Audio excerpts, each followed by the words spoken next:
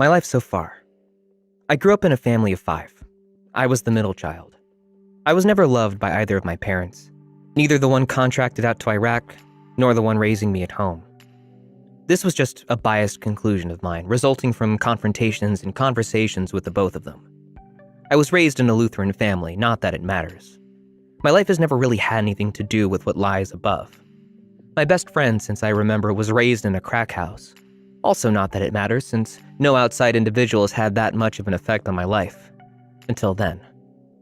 I went to private schools, funded by my hardworking parents, until I decided I wanted to switch over to public high school at that level of education. Up until high school, I was always obedient and never raised any red flags with my parents. Mostly my mother, since she was the sole parental figure in my life. Father was always deployed or contracted out to a foreign country. Once high school hit, I was the typical loser at the start. Since I didn't know much of the teenager life considering my upbringings in the private schools. I had known nothing aside from Bible banging and the seasonal soccer games. From my fairly tall for my age and quite stocky, my brain led me to joining the football team, where I learned many valuable lessons of teen puberty, which are in no need to be mentioned. I went on to find a liking to running the distance races, 1 and 2 mile, in track and field that year of high school, where I then decided that next year I would join the cross-country team instead of the football team. I found to like my slimmer, handsome body that came with being on the cross-country team and decided to continue the trend by joining the swim team. This trend of handsome body forming led females to me. As females were a fairly new discovery to me, I found it quite interesting. And so, the first and possibly the only love of my life came along. It would be a lie to say that I don't remember every single encounter I ever had with her. She simply astounded me with every confrontation I had. I first saw her in the hallway, very typical of a first love from high school. She was wearing a beautiful white cardigan, blue jeans that were so tight to complement her oh so beautiful tight bottom, her hair straightened to the lower part of her back, and to top it off, the white trash sneakers indicating her trailer park livelihood. For whatever reason, I couldn't pass up my first sight of this beauty. My first passerby action on her went simply like this. "What is your name?" Followed by the answer of April. And she continued on her journey to whatever class she was scheduled for. My heart damn near exploded asking that question, never being so nervous for anything up to that point in my life. As every classical high school love novel goes, I pursued my interest in her, being as beautiful as I thought she was. I didn't say a word to April for months to follow. I only passed her in the hallway, nervously thinking of what I should say. One day came where I decided to ask her to attend a school play with me, and by God, it somehow worked. April said, "Yes, I will attend the school play with you." It was something lame like Robin Hood. I had no intentions of giving the play my attention. I had all eyes, 2 of them, on her. April and I, mostly April, had a splendid time at the play. So much that she decided to join the high school actor and actress group, whatever it was named. Regardless, April and I soon became that ordinary boyfriend-girlfriend you see at school every day, kissing at the locker, walking one another to class. April and I had many memorable events that I would love to share, but I don't have the patience to share. It all seemed to end in an instant, and high school was over. Fun was forever gone, never to appear in my mind again or ever happen again. As soon as high school was over, I proposed to April. She said yes. We had a white trash wedding at the courthouse with only our best friends in attendance. Soon thereafter, parting ways to go to separate colleges. In a few explainable events, my parents were soon both led to suicide. I then found never to be the answer. With my somewhat financial stability gone, I turned to joining the military. I joined, went to the military's basic training, and was then sent off to Germany without leave. Upon my arrival in Germany, I instantly called my lovely wife to tell her of my oh-so-wonderful experiences in basic training and others up to my arrival in Germany. She sounded so effing heartbroken while talking to me. As I had previously told her that it didn't matter where I went, I wanted her to finish out her degree prior to reuniting with me. Soon enough came, as the summer season does. She and my only sibling were to come and visit me where I was stationed. They were to come on a plane June 3rd and stay until the 24th of the same month. Early on the morning of June 3rd, my wife, April, and my sister, Denise, were on the way to the airport. A drunk driver crossed over the median, killing both my only living family and my beloved wife. Here I am, on the second Christmas, without a family to belong, finally bringing my story to the public.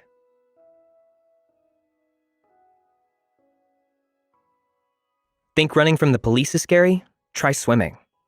It was summer break in 2010. Me and my friend Aaron were spending the day at the lake and stopped in to eat at a small restaurant close to the beach where we were going to. Aaron gets my attention and points at two really hot petite girls wearing short cutoff shorts and tank tops ordering food. They look wild and fun. We kept glancing over at them and then decided to get the balls to go talk to them when we finished eating. We asked if it was cool to sit next to them and they said, "Go right ahead." Everything we say, they laugh at, and they seem interested in us. I mostly locked eyes with the brunette, Brianna. She was shy and was giving me the "I want you" look, while the blonde, Chelsea, was more into Aaron. They were 16 and 17, just like me and Aaron. They invite us to go cliff jumping with them and we respond with, "Hell yeah." We pile into my Civic, and the first thing one of them says from the backseat is, "Do you all smoke weed?" I say, "Maybe, why do you ask?" "Because your car smells like a pot factory, dude. Do you have any?" I tell them I have one joint and a roach. They giggle, and Chelsea says, "Stop by my grandma's house up the road and I'll grab my party supplies before we go." So I drove them there. A few minutes later, they come out with a big beach bag wearing the same outfit but with their shorts unbuttoned, exposing their bikini bottoms and having their hair fixed more. "Gosh darn," says Aaron to me. We agreed we were in for a fun time, and I slipped 3 condoms from my glove compartment to my right shoe. We got vodka, Pepsi, some more weed, and an extra something for us. My brother hooks me up when I want. We park at the beach and follow them to the spot. Had to walk about a quarter mile down the road and sneak through people's yards, and head down the trail in the woods, enjoying the view of their backsides bounce with each step. After seeing no trespassing signs, I ask them what happens if we get caught, and they tell us a lot of teens come down here to party. They just try and keep them out. We reach the cliff spot, and it's very secluded. The girls strip down to their bikinis, and I wonder how the heck I'm supposed to hide my erection in my swimming trunks. They tell us before we get effed up that we have to check for rocks in the water so we don't end up dead. We followed them down the cliff and grabbed a really long branch to help them check. As long as we jumped about 6 feet out, we were safe from the cliff drop. As soon as they reach the top, they both jump without telling us, and Aaron looks down and says, "F no." They climb back up and laugh at us and tell us they'll show us their tees if we jump. They raise their bikini tops, and we jump in with our jaws dropped. The wind sounds like a tornado, and then I see pitch black when I hit the water. I swim up towards the sunlight and gasp for air. They woot for us and jump down to join us.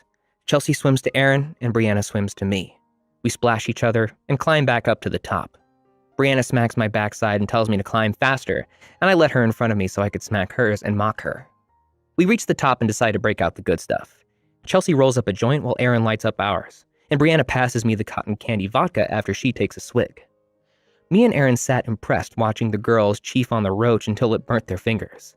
We talk and laugh, and Chelsea pulls a small baggie out of her cigarette pack and asks if we've ever done coke. We lie and say a few times, and they snort the first lines off her makeup mirror and pass it to Aaron first. I take my first snort nervous as heck. A rush of awesomeness pours through my head like a dam being opened to fill an empty river. Like I just scratched off the numbers to a winning lottery ticket. They grab our arms and make us get up and make us run with them to jump again. This time, the fear was gone, and it was a pure adrenaline rush. The girls whisper to each other on the climb back up, and they tell us we're doing belly button shots. So we slurp shots from their pierced belly buttons, and they did ours in a much more sexual way with a slow lick. After joint number 2 and another coke bump, one thing led to another, and Brianna was riding me like a rodeo bull standing waist deep in the water below the cliff. I didn't even say, "Let me grab a condom," after she wrapped her legs around me and was dry humping me with her tongue in my mouth. With the orange light from the sunset glowing on her beautiful face, it was on. After we finished, Chelsea asked if we were okay down there, laughing at us as we climbed back up. Aaron was pulling up his shorts, catching his breath with a smile like I'd never seen on his face before. We started passing the bottle again, and the sound of a CB radio echoed through the woods. I look over and see a flashlight and panic. We hide everything, and a sheriff and another officer walks up the path to us. "You kids having a good time? We got some noise complaint from the folks who own this property." Aaron says we will leave, sir, and he walks closer to us. Are you smoking a little pot?" I look at the others frozen as I was going to say, "No, sir." He grins and says, "What are y'all's names?" Chelsea asks if we're in trouble, and he tells us that we're trespassing on private property and asks to check her bag. We all look at each other and blurt out, "Run!" and we all run and jump down to the water. I rose up to the surface and made sure they all followed me and started swimming like an Olympic swimmer towards the other side of the lake. "Stop, stop, stop, we will find you." He starts shining his flashlight at the water, and we go under every time it shines on us. We make it to the other side and start climbing up the muddy bank, sinking knee deep with each step. We lay on the shore, catching our breath after the 2 football field length swim. Chelsea tells us she left her wallet and phone in my car with the rest of ours. Thank God. We look across the top of the cliff at the flashlights and get up and start running through the woods barefoot. We crouch down by a fallen tree and catch our breath again. Talking about how we are from the cocaine and weed in her bag they are looking through right now, we decided to start swimming towards the parking lot along the shoreline. After about 30 minutes of swimming, we see a boat coming towards us with a spotlight and swim to a huge fallen tree in the shallow water to hide. They slow down and shine the light everywhere. I hold Brianna and calm her down from crying and wait for it to pass. When it does, we slowly move down the shore with just our heads out of the water. After over an hour, we swim across the lake again and sneak up the hill to the parking lot. Thank God there were other cars parked there from the campsite next to the beach, or my car would be quite obvious. I get my keys from the gas tank door and drive the girls home. I tell Brianna my number and she puts it in her phone, and Chelsea did the same for Aaron. We were stupid for not getting their numbers because they never called or texted us. We didn't even ask for their last names and spent hours looking for them on Facebook. We didn't find them. I pulled out and would have expected Brianna to call me if she were pregnant.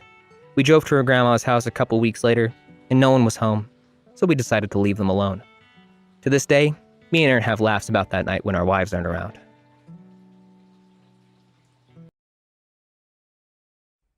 My sad story about losing my virginity. It was 2008, and I'm in the 9th grade. The last bell rang the sound of freedom to start the weekend.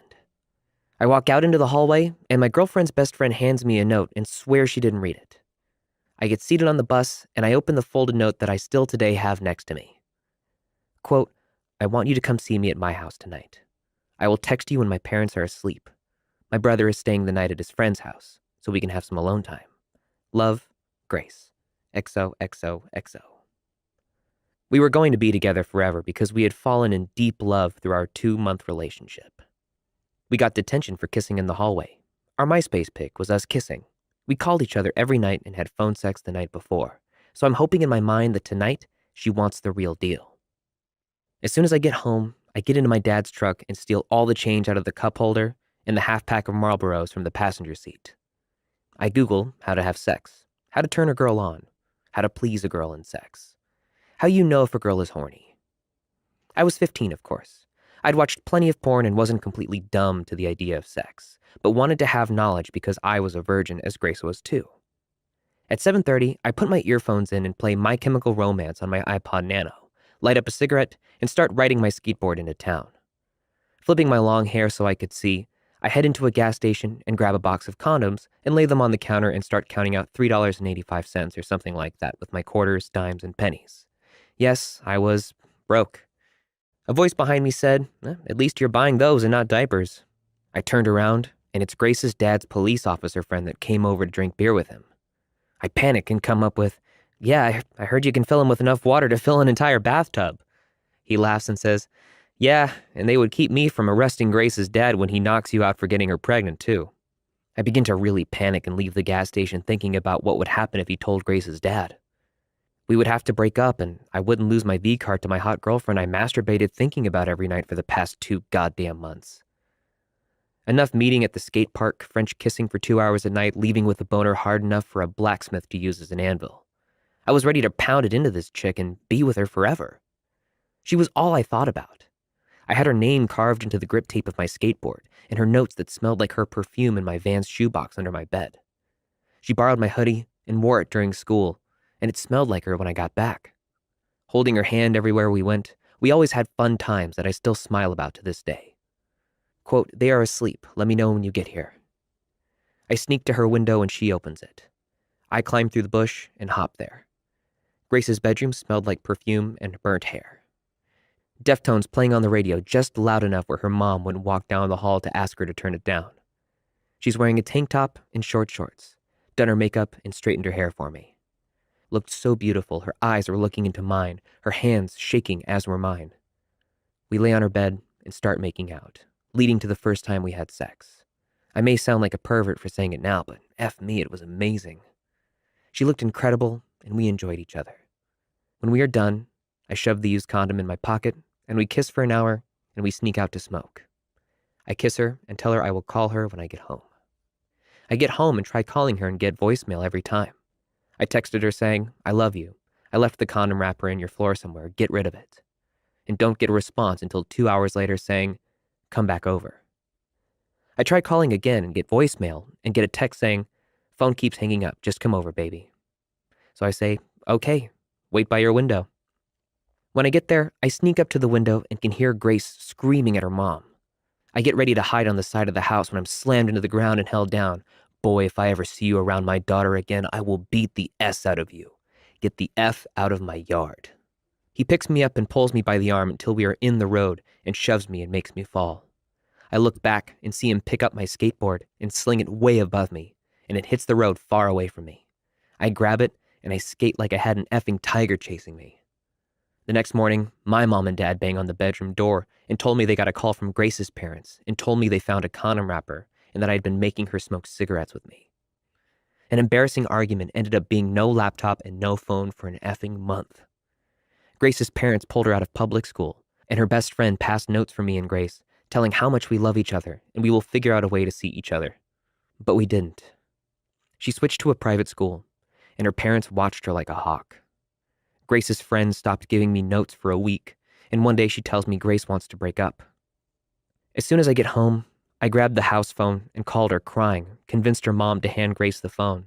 She is crying too, explaining that her mom found the notes and wanted us to end it until her dad grabbed the phone and said, goodbye, and hung up. When I finally get my laptop and phone back, I cry listening to the voicemails she sneaked, crying in all of them, telling me she loves me and she never wants to lose me. I was heartbroken through all this, and to this day believe her parents effing overreacted. I discovered she ended up with a preppy boy a year later when I added her when Facebook became a thing. Had a few photos of her sitting on the couch with him and was dressed completely different. Her music interests were effing pop music. Her parents approved of this Sorry, it's what we refer to them as, and I had to move on.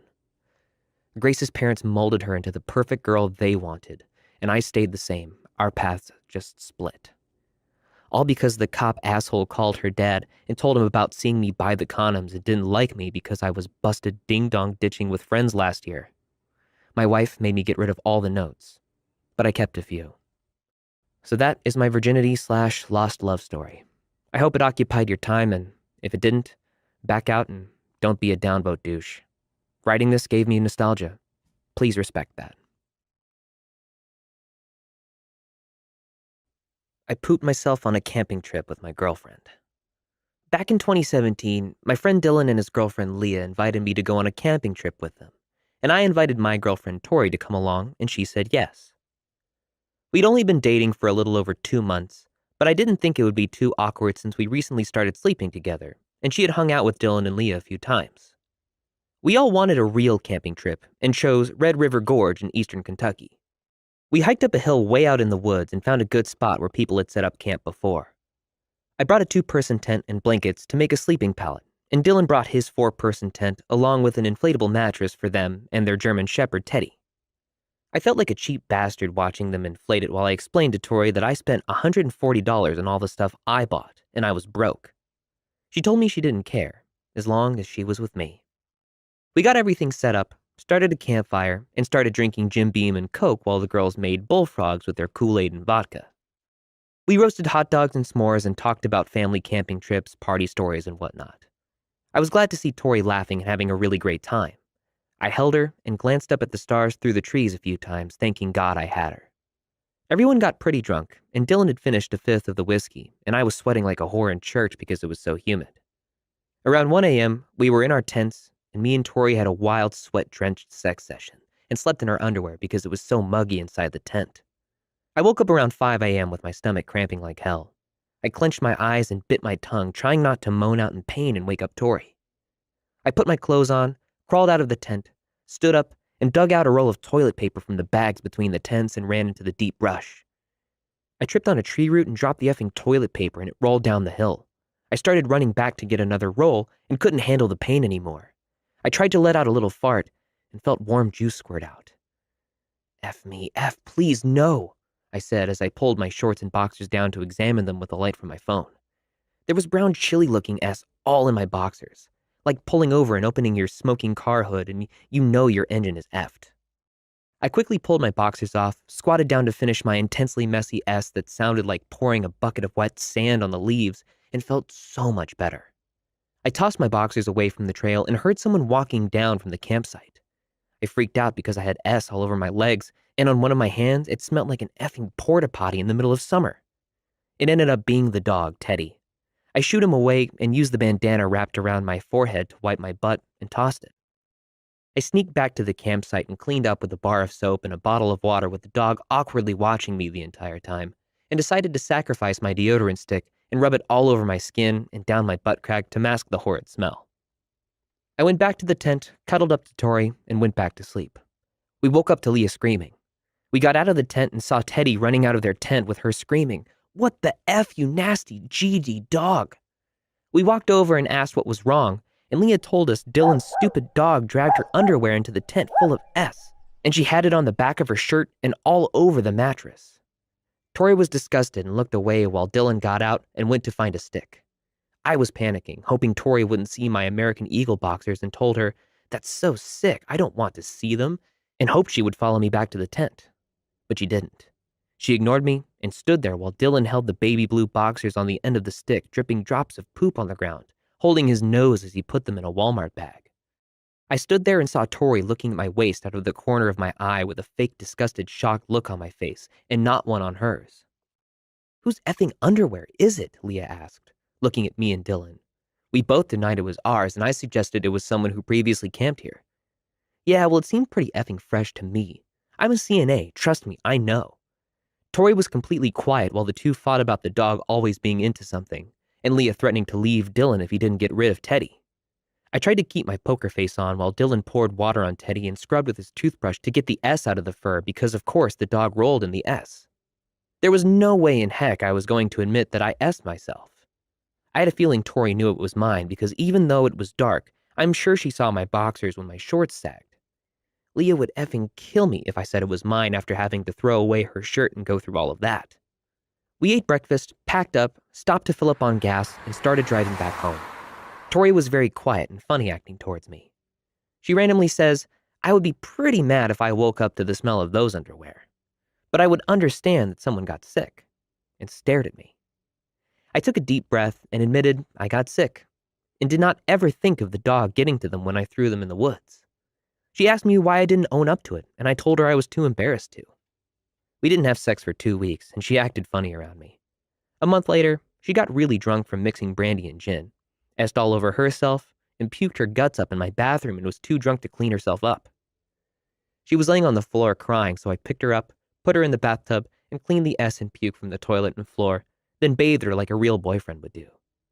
She told me she understood why I was too embarrassed to own up to my SE boxers. I was asked to a threesome, and I declined. I was 16 years old and was a swimming instructor at the local outdoor pool during the summer. My job basically was to teach little kids ages 6 to 10 how to float. It was a job where I had to do very little for getting some good cash, so like any teenager looking to make a quick buck, I jumped on it. I had a clock-in time of 3:45 p.m. to 6:15 p.m. Fairly bad time to be swimming in my opinion because summers in India are brutal. But anyway, in those 2.5 hours, me and another instructor had 2 classes of about 30 kids each. The pool had an adjoining deck where the parents could stand and watch their kids flap around in the water. In the second class, we had 2 kids who were pretty good swimmers, and I always wondered why they were in my class from the start of the summer. To clarify, the local pool place had 2 pools, a small one where kids who were starting out had to practice paddling and floating, and a full-size pool where the kids who were a little older and knew how to swim would practice. I, being a first-time instructor, was allocated the small pool for obvious reasons. Anyways, the kid who knew how to swim would be shifted to the big pool by their parents with the recommendation of instructors from my pool later in the summer. When I talked to my partner/other instructor about these kids, he told me that they were at the bigger pool last year, but their moms got them shifted to the pool back this summer. Weird moms, I thought, but shrugged it off. For changing rooms, we instructors had a small outhouse kind of building, which barely had a shower and a loo, but no doors or curtains. The changing rooms also had small ventilators through which if someone wanted to, could see the person showering. Pretty sucky, but it was, after all, a small pool place. After 2 classes, both the instructors were off the clock and the next set of instructors would come in for the last 2 classes of the day. Every day when I'd be stepping off the pool, I would talk to the kids' parents about the class and how their kids did, how they could improve, etc. I would make it a point to talk to every parent who wanted to have a word before going to the showers, so that they could be on their way and I could take a shower in peace without making anybody wait for me. The mom of those 2 kids, however, were not interested in that. They would make it a point to wait every day for me to finish, come out of the showers, and then talk to me about anything except their kids. They gave their kids smartphones so that they wouldn't interrupt. It started getting weirder by the day, and I made it a point to keep recommending them to shift their kids to the bigger pool just so that they would get off my back. I couldn't just complain to my supervisor because it wasn't anything extreme, just a little weird. The moms were obviously not willing to listen that their kids ready for the big pool and that they were still learning to paddle and they needed my help. One day after my class, while I was showering, I could see these 2 moms snickering outside the outhouse and looking at me. They couldn't see the whole estate because we blocked off the walls of the ventilator, so you couldn't really stand next to the ventilator, but you could still see the face of the person showering. I was thoroughly grossed out and just wanted to go home. I didn't even bother to acknowledge them and just walked towards the parking lot. I was standing by my bike, putting on the helmet, when I felt a tap on the shoulder. And who would it be but one of the moms? Let's call them M1 and M2. M1. Hi sir, how are you today? We wanted to talk to you about how our kids did today. Me. Disgusted look. They did fine. Like I said, they don't need to be in my pool. They could shift to the other one. M2. No, they still need you. Plus it gives us a chance to look at you while you teach them. Me. What? M2. I mean, we could still see how good they are doing in the class. Me. Like I said, they are good swimmers now. They don't need me. Just wanting this weird conversation to be over. M1. Okay. Actually, we were thinking if we could talk to you about something else too. We really need help from you. Me. Look, ma'am, I'm just trying to go home and I'm doing everything I need to for your kids. M1.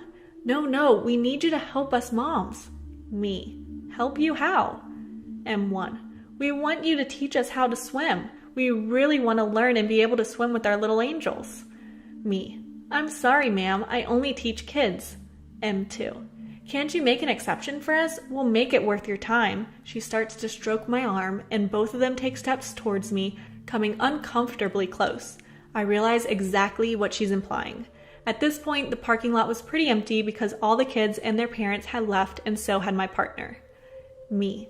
I'm sorry, ma'am. This isn't something that I'm interested in, and can you please not touch me? M1. Don't be ridiculous. We just wanted to learn swimming and do some other things with you. Me.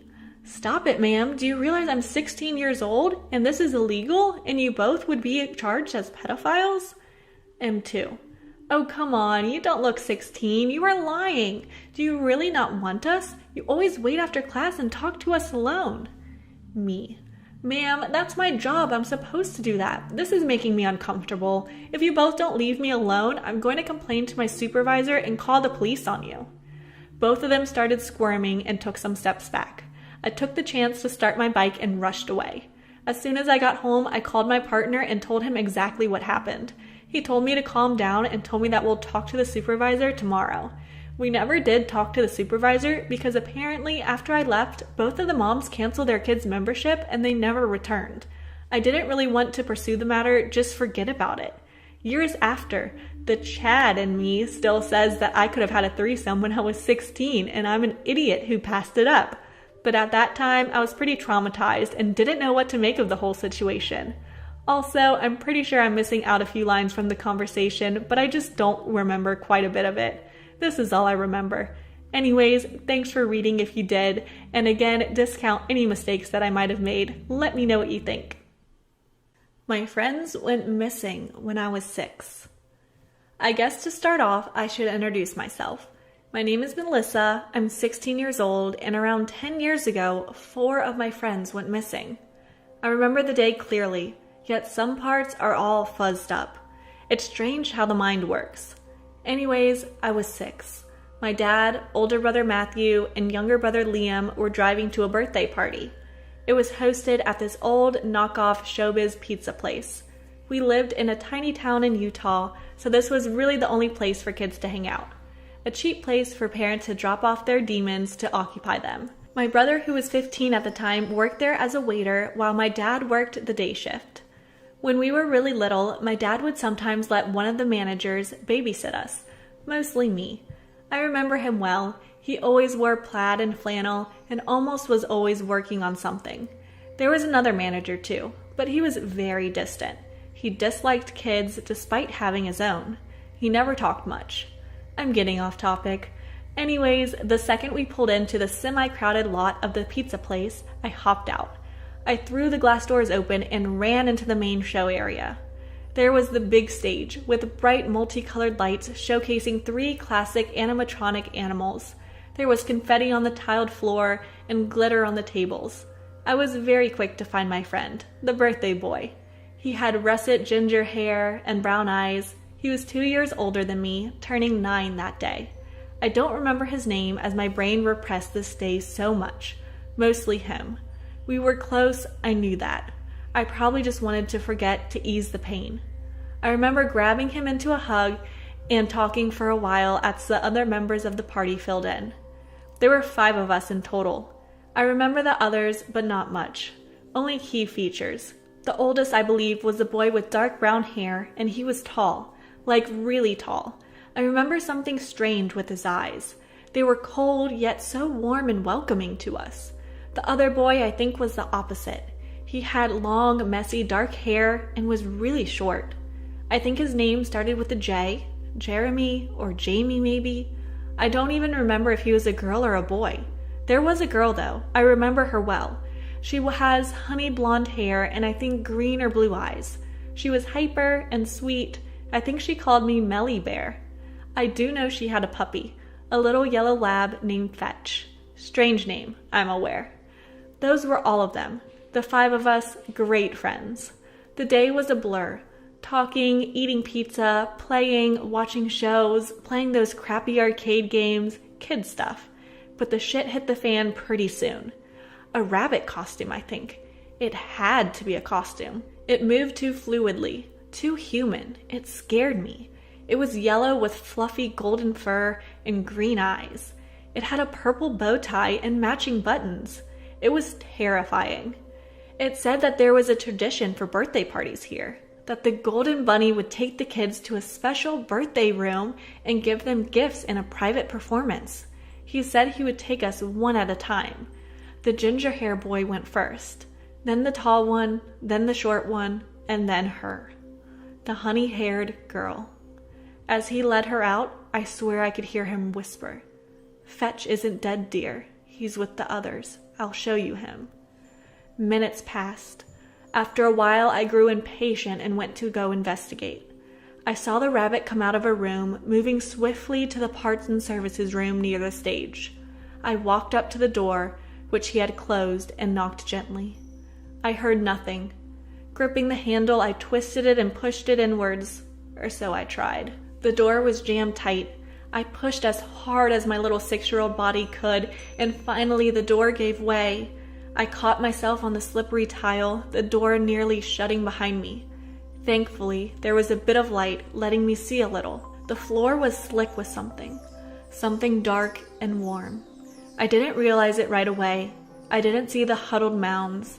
I didn't see the blood on my hands and the blood splattered in the wall. I only saw him. He was lying simply against the wall, hugging his fox plush close to his blood-stained red shirt. I remember crawling over and shaking him, trying to get a response. I remember the next bit fully. I'll write it as I remember. "Hello? Are you awake? Melissa?" "Yes, you idiot. Why are you asleep?" "Mel, you shouldn't be here." He had reached to gently touch my face, blood dripping from his mouth. I only then saw the red, the wound on his stomach. "You're bleeding. Hold on, I could get help." "No, you can't." "But..." "No, Melissa, I'm a goner." He paused to cough some. He weakly lifted the old fox plush to my shaking hands. "Take care of him, will ya?" "You..." "Shh, it's okay. Find him for me. for us, all right? He was slipping out of consciousness. Please, hang on. He went limp. I wanted to scream. I couldn't. I couldn't do anything but get up and run as fast as I could. I locked myself in the restroom for a few hours. I washed the blood from my clothes and hands, though it stained a little. I stumbled back into the room afterwards. I'm not sure why. The light illuminated the room fully. There was blood splattered on the floor. Streaks indicated something being dragged. Signs of a struggle were present. I screamed. The police came soon after, but they couldn't find a thing. No bodies, no weapons, no fingerprints. I cried all day. I didn't answer questions. I clung to my brothers. Before we left, I took his hoodie. I still have it in my closet to this day. I remember seeing his mom before we left. I ran to her and hugged her so tight and sobbed harder than I thought possible. It was strange how I felt better clinging to her rather than my own mother. I told her what happened, about the rabbit leading them away. I questioned my dad about a rabbit suit, but he didn't know a thing. There was no birthday party thrown for kids there. There was no private performance for birthday kids. All of it was a lie. I've been putting it off for years, doing minimal research on who this killer could be, but now I feel as if I should dig deeper. I'll go look for clues and keep you guys updated. Wish me luck. I see a boy whenever somebody dies. I was 5 when I first met him. I could still remember it. We were driving to the grocery store in a big van. My dad at the wheel and my mom arguing with my older brother over an M-rated video game he wanted to buy. The commotion started to make my little sister cry. I sat in the back seat all by myself, trying to ignore it all as I played on my Game Boy, but it was too noisy and hot to focus on it. Finally, I gave up and decided to lie down on the seat, taking a nap before we got to the store. I don't know how long I was out, but when I woke up, I was really hot. Sweat was dripping down my scalp and my mouth felt like sandpaper. Sitting up, I rubbed my head and tried to remember where I was, only to realize that the car was parked near the grocery store entrance. My family, no doubt caught up in their arguments, must have forgotten about me. I wasn't alone in the car though. I realized as I noticed there was a strange figure sitting at the passenger seat, looking forward at the car parked in front of us with their hands behind their head. "Who are you?" I asked bluntly, and I could see I'd taken them by surprise. The figure jumped up from their seat and turned their head around to look at me. I could see that it was a boy with pale skin and silver hair that reminded me of the characters in my brother's games. To my surprise, he smiled when he saw me. "Hey there, little guy," he greeted as if he were one of my relatives before he crawled forward into the middle seats. "I didn't think you'd wake up." I backed away as he came closer, which made him laugh as he sat backward in the chair, staring down at me. "Come on, there's no need for that. I swear I won't touch you." Being a 5-year-old, I wasn't equipped to handle a situation like this, and so I resorted to stating the obvious. "This isn't your car," I said. "That's true," he replied as his smile seemed to grow wider. "Don't worry, kid. I won't be here too long. I'm just waiting." "Waiting for what?" I asked back, but in reply he just winked at me before lying back down on the seats. It was then that I noticed the smell around him, ashy and stale, like a dying fire. Not wanting to say anything else to the stranger, I moved to the edge of the seat and stared to the store's entrance, waiting for my family to come back. After some time passed, I saw my mom walk out toward the van alone in a hurry. It seemed she had finally noticed I was missing. "Hey," I said to the stranger, "you need to leave, my mom's coming." "Really?" he asked as he shot back up to look out the window. To my surprise, he seemed excited about the news. Upon seeing her walking down the lot, he turned to me with an oddly somber look, giving what he'd been acting like just moments before. "Well, kid," he said, "it's been fun talking to you, but I've got to get to work. Don't hate me too much for this, all right?" I was about to ask what he meant when a loud noise outside caught my attention. I turned back to the window to see that where my mother had been standing, a car was now in her place. A woman who I assumed was the driver was standing next to the driver's side, screaming and sobbing as a crowd of people surround her. I was confused about what was happening until I saw 2 legs lying in the parking lot, the rest of the body obscured by the parked car. A trail of blood was leaking out from a wound I couldn't see, and as my eyes followed it, I noticed that at the end of the legs were my mother's shoes. I stood frozen for a few seconds as my brain processed the scene, and as tears started to run down my face, I turned around to face the boy. "What did you do?" I called out in anger, only to freeze when I realized I was now alone in the van. Somehow he had slipped out without me even hearing. Now alone and confused, I had no idea what else to do. So I did what any child would have done, crawled into the middle seats, pulled the door open, and ran to my mother. By the time I had gotten up to her, sizable crowd had already formed, and I could hear the wailing of an ambulance in the distance. I tried to shove my way through the onlookers, and as I did, I noticed the dying fire smell again. Looking to the direction of it, I could see a glimpse of silver hair before it disappeared through the group, and a new burst of energy coursed through my body. I pushed through the crowd with a strength I didn't think I was capable, shouting all the way. As I got to the edge of the crowd, who were now being pushed back by the store security, I could see the boy walking out towards my mom, who was lying in a heap next to the entrance. "Leave her alone!" I shouted, and ran forward before any of the guards could stop me. The boy ignored my pleas as he neared my mother's body. When he got close enough to her, he knelt down by her side and raised his hand out to her. I was just about to reach them when I felt a pair of hands grab my waist and lift me up. "No!" I screeched, kicking and punching at my assailant as they pulled away. I looked over to see that it was my father, who was staring at me with a panicked expression as he marched back toward the crowd. "Let me go!" I protested. "You have to stop him!" But it was too late, I realized as I turned my head back. The boy had his hand resting on my mother's face, and he was staring at me with a look of remorse. In an instant, I stopped all my protesting and began to sob into my dad's shoulder. Later, when we were in the police office, we'd been told that my mother died on the scene. In her hurry to come back for me, she wasn't paying attention to the traffic of the parking lot and didn't notice a car pulling through the next lane. The woman was on her phone and didn't notice my mom until it was too late. I tried to tell them about the boy in the car, who knelt beside my mother as she was lying on the asphalt. However, everyone told me that I was the only one who had tried to run up to her. They even looked through security footage of the parking lot to see if there was anyone else in the van with me before my mother's death, and they saw that there was nobody else inside but me. Eventually, they had a specialist come in and say that the heat of the van, mixed with the trauma of the experience, had caused me to hallucinate the whole thing. Still, though, for the next few days, whenever we ride in that old van, I smell that dying fire scent lingering in the air. I've been paralyzed for 5 years. This morning, I woke up with feeling in my legs again. When I was 17 years old, I was in a horrific car accident that claimed the lives of my father and my little brother Jax. Not only did I lose two of the most important people to me on the same day, but I suffered an irreversible spine injury that left me paralyzed from the waist down. I was a very athletic kid, so suddenly being paralyzed was like having something precious ripped away from me. Track was suddenly no longer an option. My friends were still nice to me, but we eventually all drifted apart as I had completely altered my life around my injury.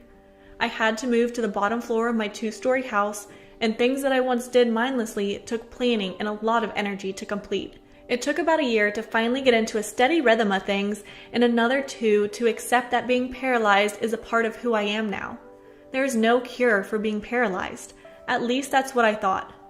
Last night, I was at a bar with a friend of mine named Frankie. She's a loud and rambunctious girl who likes to drink way too much, but I love her to death. It was around midnight when I first spotted the stranger staring at me from a corner booth at the bar. He had a drink in his hand that he was slowly sipping on. He was handsome, in an almost otherworldly sort of way. His porcelain skin seemed to glow in the dank bar light, and his amber eyes were fixated on me. He looked like an angel. He was rather dressed up for a bar in a button-down shirt and black slacks, but his tie was missing and the first few buttons of his shirt were undone. He looked like a businessman that was just having fun. I haven't been on a single date since being in my wheelchair. There are people that honestly don't care about it, but the feeling of being a burden hinders me from going back into the dating scene, so having a gorgeous man openly stare at me was rather unnerving. It took about 10 minutes for Frankie to notice him, and with a sly smile on her face, she subtly found someone to occupy her time, leaving the seat next to me at the table open for someone to claim. It didn't take long for him to take a seat next to me, and as he sat down, I got this feeling of dread in the pit of my stomach. He introduced himself as Ray, and we chatted on the weather and what we do for a living. I'm an artist, and he is actually a businessman, as I guessed. It explains the attire. Talking with him was like breathing, simple and easy. He never once asked about why I'm in a wheelchair, which is why I agreed to talk with him longer. As he ordered me more and more drinks, I found myself willingly talking about it for the first time since it happened. The question that followed after my story was one that still strikes me as important. What would you do to be able to walk again? It seemed like a harmless question, one that my friends have asked me before. Of course, the answer is always the same. Anything. I would do anything to be able to feel my legs again, to be able to walk and run and reach the cookies that my mother keeps just out of my reach. His tone was the only thing that was different, the thing that made me uneasy. It was almost teasing, his eyes alight with joy as I answered him. In the following hours, I don't know how, but I knew I made a very grave mistake by answering the way I did. The conversation ended rather abruptly after that, with Frankie falling into the table and spilling our drinks everywhere. I called us an Uber for a way home and prayed that she would be okay on her own. As we waited outside, Ray took my hand in his own and delicately planted a kiss on my knuckles, his eyes gleaming in the darkness.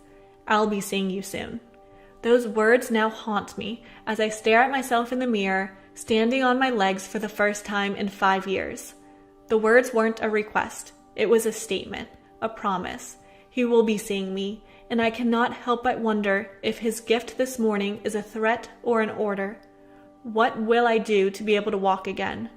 I woke up this morning with the deadly-looking dagger on my nightstand, and symbols that I've never seen before were carved into the hilt, overlapping one another. There were triangles and circles and swirling patterns that resembles vines. That wasn't the only thing different. I could feel my legs. It wasn't just a gradual warm-up to walking. I could stand and jump and run. I'm not sure what I got myself into, but something tells me Ray is not just a normal person. Ever since waking up, I've periodically checked on the dagger, but it hasn't moved from the position on my nightstand. The symbols seem to glow as the night progresses, and I worry what will happen when I see Ray again. Gorgeous girl. Junior, 17 years old. Math. 3rd hour. I walk into my new class like I did for all my new classes. Nothing special, but I was lucky enough to get 5 to 6 of my friends sitting around me. Most of that class was spent playing video games on our laptops because our teacher was just awful at teaching. Almost as if he tried to teach assuming that the class already knew the material. Like what? How are we supposed to know how to do the problem if you've only shown one example and had already erased it? Ugh, he sucked. I could write a whole post about only him, but I have to stay on track because it's about to get interesting. This class was full of a whole range of students, so I'd probably say there were 4 groups that would stick together and talk. The room was kind of separated in quadrants. Our group was in the back far corner and consisted of jocks, a few gamers, and not to sound self-centered, but I would say more quote-unquote popular kids. Not that it matters much, but, well, actually, yeah, that's kind of important, so remember that. To our left were a few of the rednecks and louder kids, but just between each other so they didn't disrupt class or anything. In front of us were kids that were pretty quiet and focused more on math than talking. And finally, in front of us were this group of girls who were all kind of feminists with a few super feminists. When I say super feminist, I mean 2 of them literally said they hate men and white people, so I don't know what else to tell you. These girls were all pretty cool, besides when it came to the political stuff. But I wouldn't say we were really friends with these girls. Well, I guess most of them. There was this one girl who I'll call R that sat right in front of me. R was absolutely gorgeous, so me being me, I would often ask her for a pencil or a question so I could talk to her. She didn't seem to be as enthusiastic about me as I was about her, but I thought maybe I wasn't on my game or something. I was 17. Give me a break. We were also in totally different cliques, so we didn't know each other very well. I had heard things about her and obviously knew her name, but that was pretty much it. Everyone said she was really nice and sweet, and man, did she live up to it. The days went on, but this little thing never grew past classmates. R was just the girl that sat in front of me. Every day I'd go to class, maybe say hello, find my seat, and that'd be it. She wasn't any more than an acquaintance, and that was fine with me. One day I came into class, and sitting in my seat was this girl who I hated and immediately started arguing with me about political stuff. What was the argument about, you ask? Not important. The thing was, though, that this little back and forth turned into a 5 versus 1 when all her friends joined in. Unfortunately, I was the only one in my friend group in my class that day, so I was getting cornered fast. Even my math teacher was getting into it. As tensions rose, so did the emotions. The argument was growing uncontrollably and eventually veered off into a path that had a lot to do with depression and anxiety. This topic was super sensitive for me because I was on medication and hadn't told anyone about it. I'd like to say that at most 3 people knew and swore never to tell. I did a pretty good job of hiding it, so when they started talking to me about the subject like I was some ignorant a-hole, I got pretty upset. This is the moment that R started talking and was being super defensive, and she seemed really knowledgeable of the subject. That didn't change the fact that we were just going off at each other. Gosh darn, that girl really ticked me off. She made everything I said seem like I didn't care about people on medication. Eventually, the argument led to me saying something along the lines of, "You shouldn't have to depend on pills. They should just help your bettering process." R took it as something completely different, thinking I said, "If you take pills, then you aren't really you." She took it really, really hard and called me some names and broke down crying. Stunned, I stopped myself from saying too much more because it took me back so much. I'd never seen R so full of emotion, so I knew maybe I hit a little too close to home for her. I've made girls upset before, but not like that. The arguing stopped pretty soon after, and soon the bell rang. Everyone got up and simply went to their next class.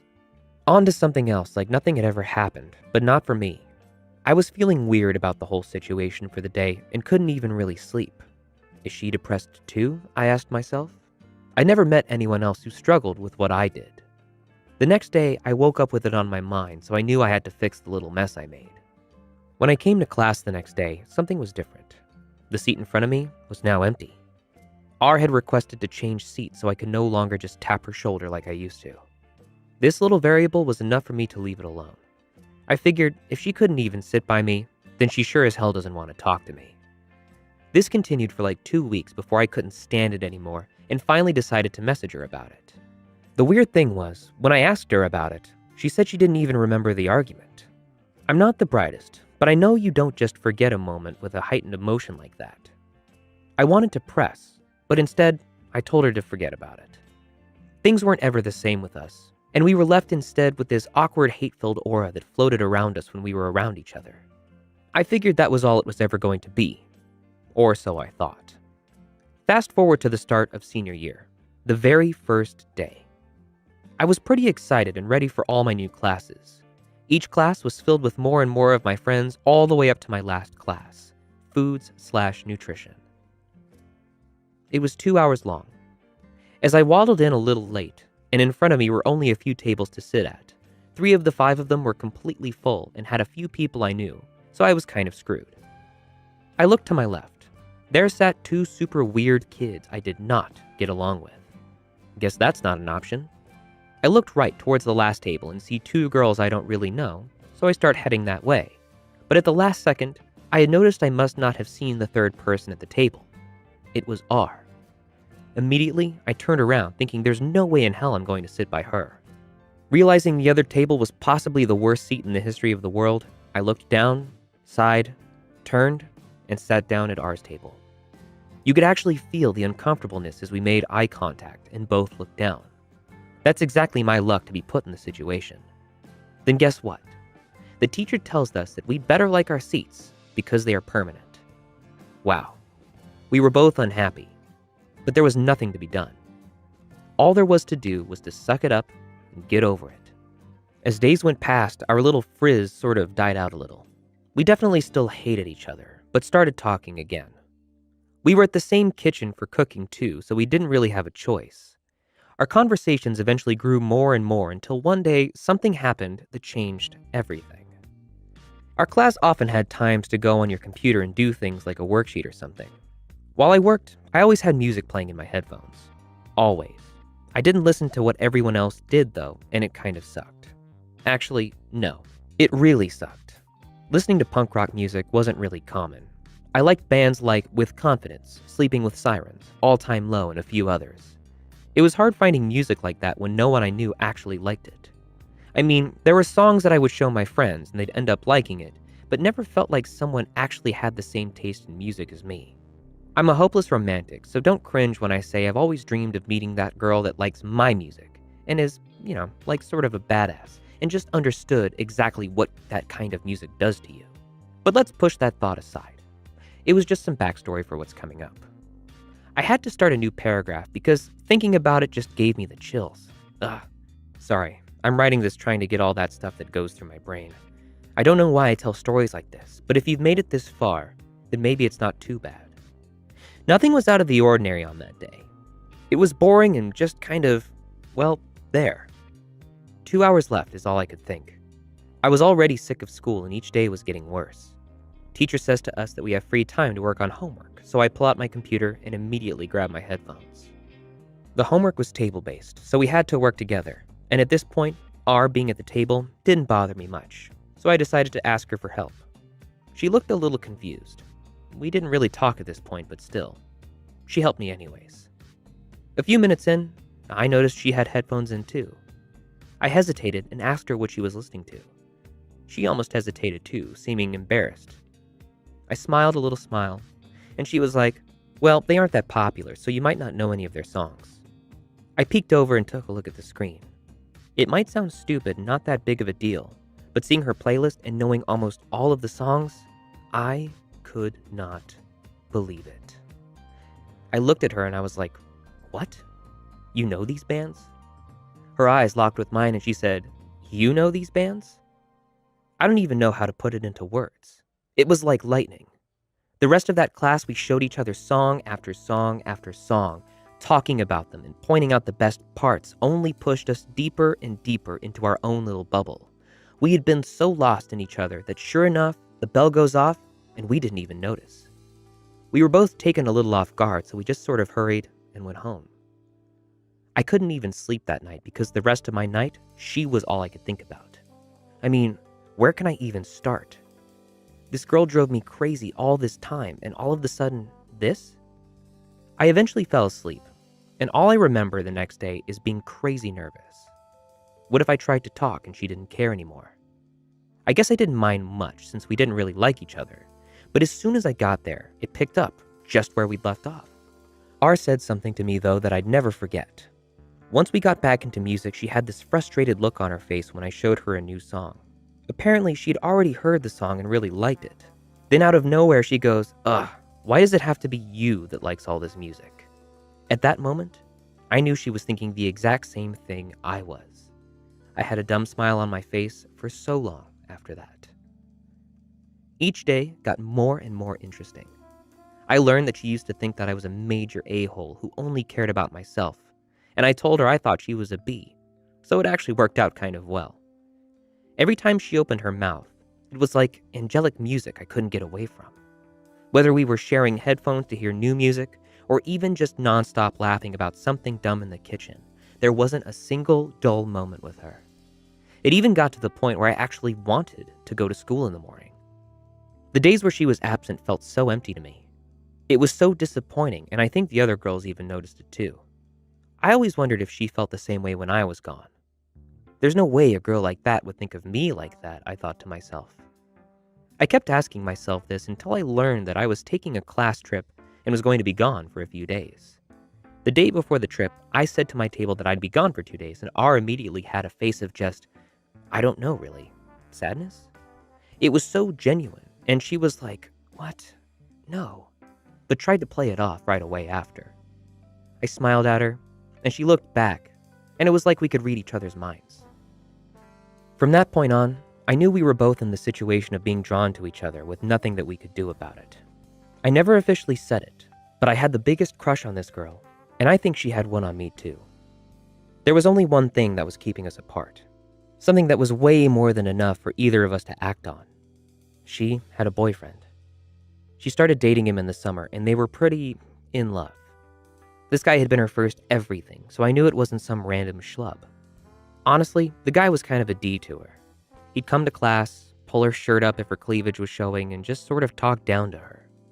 You could see it in her eyes when he hurt her, and it was hard to watch sometimes. I wanted to try to comfort her, but I knew it was pointless. I think he caught on to me and her talking and would stand in between us, even halfway through our conversation, so we'd have to stop. I tried to say as much as I could to her before he'd come to her at the end of class. He was usually the end to our fun every day, but I didn't mind. Even talking with her for a minute made my day. Remember how I said R was really sweet? Well, she was, but she had a side to her I never knew about. Our teacher sometimes played favorites and would let some kids on their phones and others not. On this day, she decided that R was the one to not be on her phone. In less than a second, R had this fire in her that I could almost feel just by looking at her. She snapped back and they got into an argument that lasted only a few words. Those arguments started occurring often, and to be completely real, they made me like her even more. I'd argue with a teacher or two if I knew they were being unfair, and apparently she did too. I don't think I've even told her that I liked it, which sucks, but there's not much I can do now. As the semester drew to an end, I realized things with this girl would never turn into anything. I had gotten a girlfriend, her boyfriend and her had gotten even closer, and we weren't going to see each other in class anymore. The days that we had were incredible, but at the same time so depressing because we both knew that it was going to end. I don't know how we both knew, but somehow we did. As we said our goodbyes, I'd always hoped maybe it wasn't our last goodbye, that maybe once, just once, we'd be able to talk again. I haven't talked to her since, and it's been about 3 years. Although we didn't talk, I never lost hope. I saw her at a party about a year after, but we didn't talk to each other. I looked up to see if she was looking at me a few times, but she never was, so I didn't think to approach her. As a hopeless romantic, I thought to myself, maybe it was like one of those movie scenes where I look up, and as I look away, she looks, and we never get to have the connection I was dying for. That R wants just as bad as me to look. I wish I knew the answer to that, but I don't know if I ever will. I still listen to the songs she showed me and wonder if she listens to mine. I'm left sitting here with this empty feeling, and I don't know what to do with it. I guess that's why I went to Reddit to let go of my thoughts and quit bottling everything up. So yeah, that's basically my story. A guy and a girl who hated each other that never thought they'd end up being friends. I know it doesn't have a happy ending, but not every story is a fairy tale. Maybe one day, but not today. I wish today. She made my heart melt in a way I'll never forget. And that's enough for me. Hopeless. The alarm rang. 6:30 a.m. He turned it off and looked up at the ceiling. Am I living or surviving, he thought. After all, working 12 hours a day and going to college on the remaining time is not much of a life. I managed to get up after some time. He checked the time on his phone. 6:53. He's going to be late again. His boss will complain about him. This is a bad day after all, maybe the worst of the year, he talks to himself as he gets ready to leave without any emotion. He manages to get out of the house eventually. His house is 4 minutes from the bus stop. Time is around 7:20. He's not running because the bus goes around 7:28 at that stop. Just when I'm getting to the street, the bus goes by. It's too far to make it running. It's hopeless anyway. He's starting to think he's going to get busted. He's starting to think about it. He starts thinking about why he does this, why he cares. He works at a crappy job that barely pays the bills anyway. His boss is the devil in person. The company buys the workers for $3 an hour and sells them for $15 an hour. He knows it. His position has access to such reports.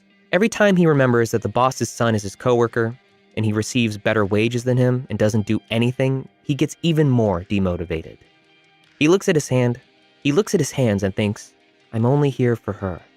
If not for her, I would have left this planet already. He looks around. The bus stop got crowded without him noticing. He looks to the left, and the bus is coming. 7:44. His shift starts at 8 o'clock, and he's only taking the first bus. There's 2 more to go after this one. The bus stops, he gets in. Bus is crowded. The rest of the people get in too. The bus feels like a tuna can. He observes the surroundings. There are people talking and laughing, people on the phone texting. Everyone seems so happy. Even the bus is at least 1 double maximum capacity. He sneaks his hand into his backpack. It's a hard task since he can barely move his arms. He grabs his headphones, plugs them in. Life gets 2% better. He does not hear the useless talking now. He's isolated. The bus arrives at the terminal. He rushes towards the next one. Just as before, another tuna can. It's midwinter. He left home with 2 coats. However, the amount of people produces extreme amounts of human heat. He's sweating already. He takes off the coats as he walks onto the bus. It's 8:03 already, and he's far from work. He's gotten to a point where he doesn't care anymore. Today is a bad day after all, just like yesterday. Time goes by. The bus leaves the terminal at 8:10. He is 10 minutes late already. The bus leaves only to stop a couple of meters ahead. Traffic. Intense traffic. It's peak hour. The city's grown insanely in population in the last 10 years. No roads were planned. Average speed is 20 kilometers an hour. His bus needs to cross the city to get to the other terminal. He feels like a gasoline doll. The bus starts and stops every 50 meters. His body waves left and right. This goes for about 30 minutes when he finally makes it to the other terminal. 8:40 now. He goes to where the last bus stops, looks at the board for the bus schedule. Last one left 8:35. Next one is 9:15 a.m. He's not mad, not sad. He does not feel anything at all. He feels empty, with zero motivation and will. He sits and waits, watching people go by. There he is, an empty human being watching other empty human beings rushing towards their work just as he is. Maybe I shouldn't complain that much, is the thought that revolves around his mind. He just snaps out of his thoughts, gets a piece of paper and a pen, and then starts drawing the terminal structure. He starts with the pillars, big black metal bars, then proceeds to the ceiling, metal bars installed in some kind of web shape. There are iron bars everywhere. He draws the signs. His bus arrives. He checks the time and it's 9:13. He hops inside the bus and gets a seat. This is the only bus that does not feel like a pressure cooker. He gives a small smile and remembers that he is hungry. Maybe that's why he made so many analogies with food. The bus starts and leaves the terminal. He's almost to hell.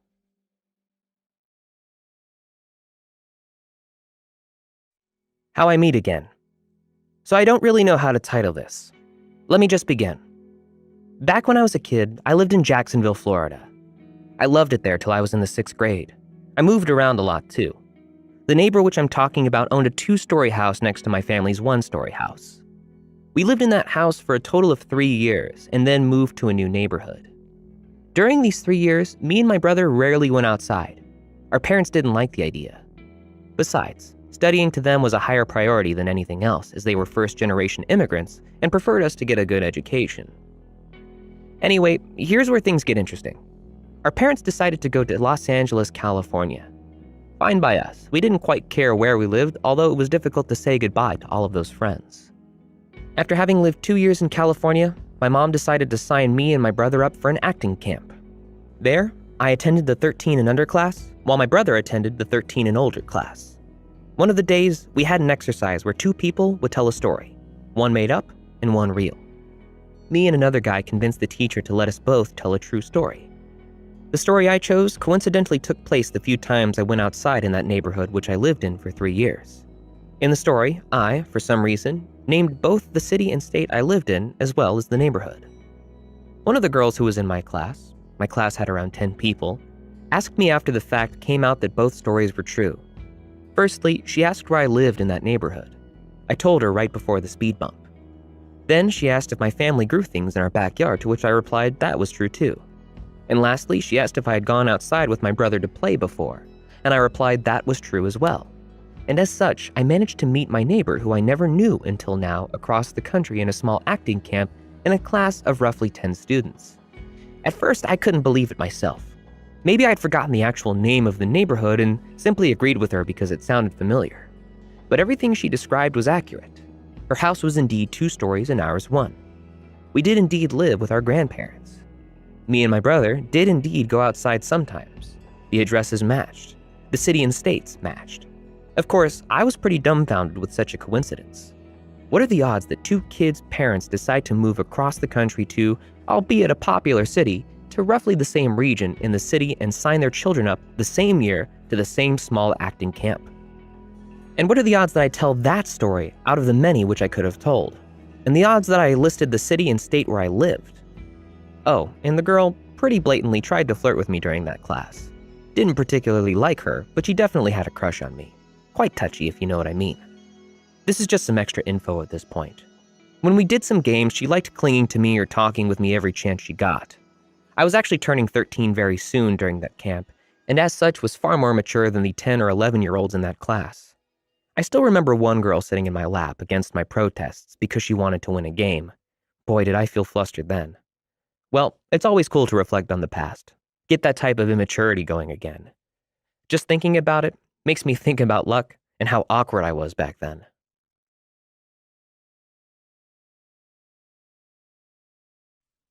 Sad story from my life. I come back to school after the Christmas holidays, and we have a new girl in our class. We don't talk much at first, since she seems pretty introverted. Soon, she joins my friend group, and we start talking a lot more. I discover she's a gamer girl, and we transition into talking a lot on Discord, too. We talk a lot, sometimes 4 to 6 hours on calls until 2 a.m. I get to know her. She seems really nice, and I get an illusion that I might have a chance of dating her. We carry on being friends for a month with a small, insignificant argument here and there, about things like not caring about each other or not being honest when we annoy each other. We get pretty close and become best friends. She tells me things about her never having a crush, which is understandable since she's young and gets on better with boys than girls. Anyway, we kind of start arguing more frequently for stupid reasons. I admit I was responsible for about half, but once we get that far, she wants to end the friendship, and I go along. We have a pretty deep discussion ending in us realizing we can't replace each other and realizing we have to let go. She asked things like, "Why do you care for me?" So far, we've only been arguing online and acting normal or avoiding each other in real life. Well, that was about to change. The next morning, she messages me with the idea of, let's not talk over messages and just talk in real life, since everything's okay in real life. I go along since I don't want to lose her as a friend, and that argument was generally stupid. So everything goes normal for the next couple of weeks. In 1 week, it gets serious. It was a normal day at school. I came back home and I felt that things were different. We didn't talk much now because of the arguments. I really didn't enjoy being with her, and I decided to write her some message describing how attached I was, how two-faced she acted, acting normal in real life, but then saying dumb stuff in arguments, how much I didn't want to argue, and that something had to change. Well, it turned out to be a 960-word message. Her response was pathetic. Furthermore, I found out she was annoyed by me expressing my emotions. For time's sake, I can summarize her response. Okay, don't suppress your emotions. I didn't expect this. I expected some kind of understanding. Once again, one morning, we get into some argument. She explains her lack of interest as a lack of human emotion when I tried to understand what is wrong with her, like what I did wrong. I didn't understand why we didn't understand each other. Things were about to escalate. Right now, I feel clueless and very confused, not knowing what the best thing to do is. I keep messaging her and trying to figure things out, to understand her at the very least. We get to a very dodgy area. She starts saying things like, "You think I would ask for someone to care about me? No, I want everyone to forget about me, so I can finally effing kill myself without hurting anyone." That was when things started to head south. I took it as some sort of joke at first. She joked about suicide a lot before, but now I was a bit concerned. Later, she sends the message of, "You want to see my arm? Oh no, you will think it's an attention-seeking thing." I go along. She sends a pic of her arm scratched to near bleeding. As I later found out, it's not the first year of her doing this. Just before, it wasn't as severe. I felt bad like anyone would. The same day after school, I message her that I feel bad. I know it wasn't because of me, but the least I could have done is be there for you and not annoy you with arguments. My feelings didn't matter at that point because she was my best friend for a while and I wanted to help. We message a bit. She's very hostile. I want to help. She doesn't take it. I ask why she says it's none of my business. It was my business. If it wasn't, I wouldn't feel bad. She says, just because I showed you a picture of my arm, you don't have to start pretending you feel bad for me. Introduce SB, suicide buddy, or her now best friend. SB is a 13 to 14-year-old male that attempted suicide last year in the previous grade and is now her best friend. She said things like, because if I died, you wouldn't care. I just need to get my family to stop caring. Then, SB, then I can be free. Is that enough escalation? No? It's about to get much worse. From the previous conversation, I realized she was really suicidal or was trying to fake it. It seemed fake to me at the time because she had no reason to do it. She had friends, she had family. Turns out she had to go to a therapist a couple of years ago for the same reason. I still don't know. Probably those scratches were from a year ago. She tells me she's a very morbid person and there's nothing wrong. I start realizing that I can't help her. I'm clueless about what to do, so me, being the idiot I am, keep messaging her. It's us discussing how she was a B to me, and she's agreeing, discussing how she's very fake, and her incapability to feel human emotions like remorse, happiness, and love. I realize she's been through many things and that I am helpless and nothing can change her past. The only thing that can be changed is her attitude. It's never late to start again. Trust people again, feel happy again. I explained this to her as a last-ditch attempt. Well, guess what? That only made her laugh, and it backfired on me. Backfired on me, you'd ask? Yes. We were discussing how I didn't know what led to this lifestyle when out of the blue she sends me an interesting image. An image of a girl ran over by a truck with all her vital organs just out in the open. I feel disgusted by just remembering it. She found it interesting from a biological point of view. Being very creeped out, I try to explain how she's not normal, how looking at those kinds of things isn't okay. I ask her, what if she was that girl? And this is what frightened me the most in her response. She said, what dies or experiences the pain? If I deserved the pain, I'd do it. The next couple of days was us arguing about her being sociopathic, feeding on people's emotions and having a lot in common with SB. SB is even more effed up than her. According to one of my friends, they watch strange types of hentai together. The next day, I come home to about 20 messages, reading something like, how do you want me to kill myself? I tell her I don't want her to die. I regret knowing her and that I hope she becomes normal, but without me being her best friend. This escalates to her sending more of those images, which I prefer not to describe. It's some not safe for life content. I don't know where she got them from, and I'm grateful she stopped sending them. Furthermore, it gets out of hand to the point where she begs me not to tell the school about it, because she doesn't want to go to a therapist again. 3 days later, last day of school before quarantine, we message under the table in class for a bit. I got some emotions out of her. I made her realize what kind of person she is, and she admitted. However, she is too weak to change and has adapted to this lifestyle. To conclude, what I'm left with is someone I wish I had never met in my friend group. Someone I had feelings for, but now every thought of her makes me feel disgusted. Thanks to the quarantine, I don't have to see her anytime soon. What do you guys think?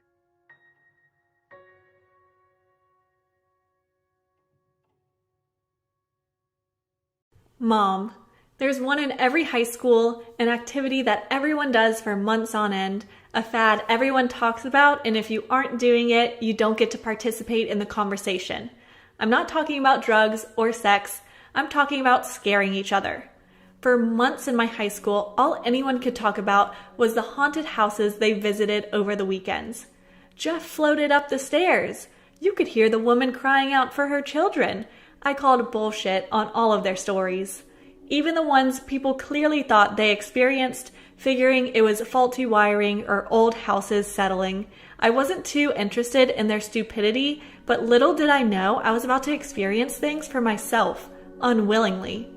I'm from a very small town in the upper Midwest. My childhood home was literally in the middle of nowhere. Our closest neighbor was about a mile away. The home I grew up in until I was 14 was a rental. Then my parents bought some land and moved a huge old Victorian farmhouse onto it. The house hadn't been occupied in several years, probably decades. The last person who owned it wanted it off his property so the cows could roam free on the land. I still don't know when the house was built, but the original basement had a sign that it was 1909 was the year they installed the furnace, so sometime before that. After the house was moved, there were some repairs that needed to be done before we could move in. It was months before we were able to put anything into it. The first night we actually got to stay there was when I realized my family was not the only ones living in it. My parents picked me up from a school function late on a Saturday. The new house was kind of on the way to the old house, so when my dad turned on the road to go to the new house, I asked, "Where are we going?" To which my dad just smiled. I kindly reminded him that I had the clothes on my back and nothing else to say at the new house. We took a detour back to the old house, grabbing the essentials: toothbrush, pajamas, books, posters. We headed back to the new house. I spent the remainder of my evening putting up the posters I had saved from numerous magazines of cute boys and even cuter animals. I hadn't put them up in the old house, not wanting to rip them down to put in the new house. I listened to music and set up my room for a while before going to bed. Before I go any further, I need to give you a layout of sorts of this house. There are 4 levels: basement, main floor, upstairs, attic. The basement is basically a large living area with the laundry area, no bedrooms down there. The main level is kitchen, dining room, fancy living room, small bathroom. Upper level is 4 bedrooms with the second full bathroom. Attic is a big open space. My parents gave me the option to have my bedroom in the attic or have the master bedroom on the 2nd floor since I would be moving out in a few years. I chose the actual bedroom because I want the closet. The attic never creeped me out. I seriously considered taking it as my room, but I'm a closet girl. What could I say? When you walk up the stairs to the left is my sister's room and my room because they are both the biggest. On the right is a smaller spare bedroom, my brother's room, and the bathroom between the 2 rooms. The hallway is very wide, and at the end of the hallway is a door to the upper level of the porch.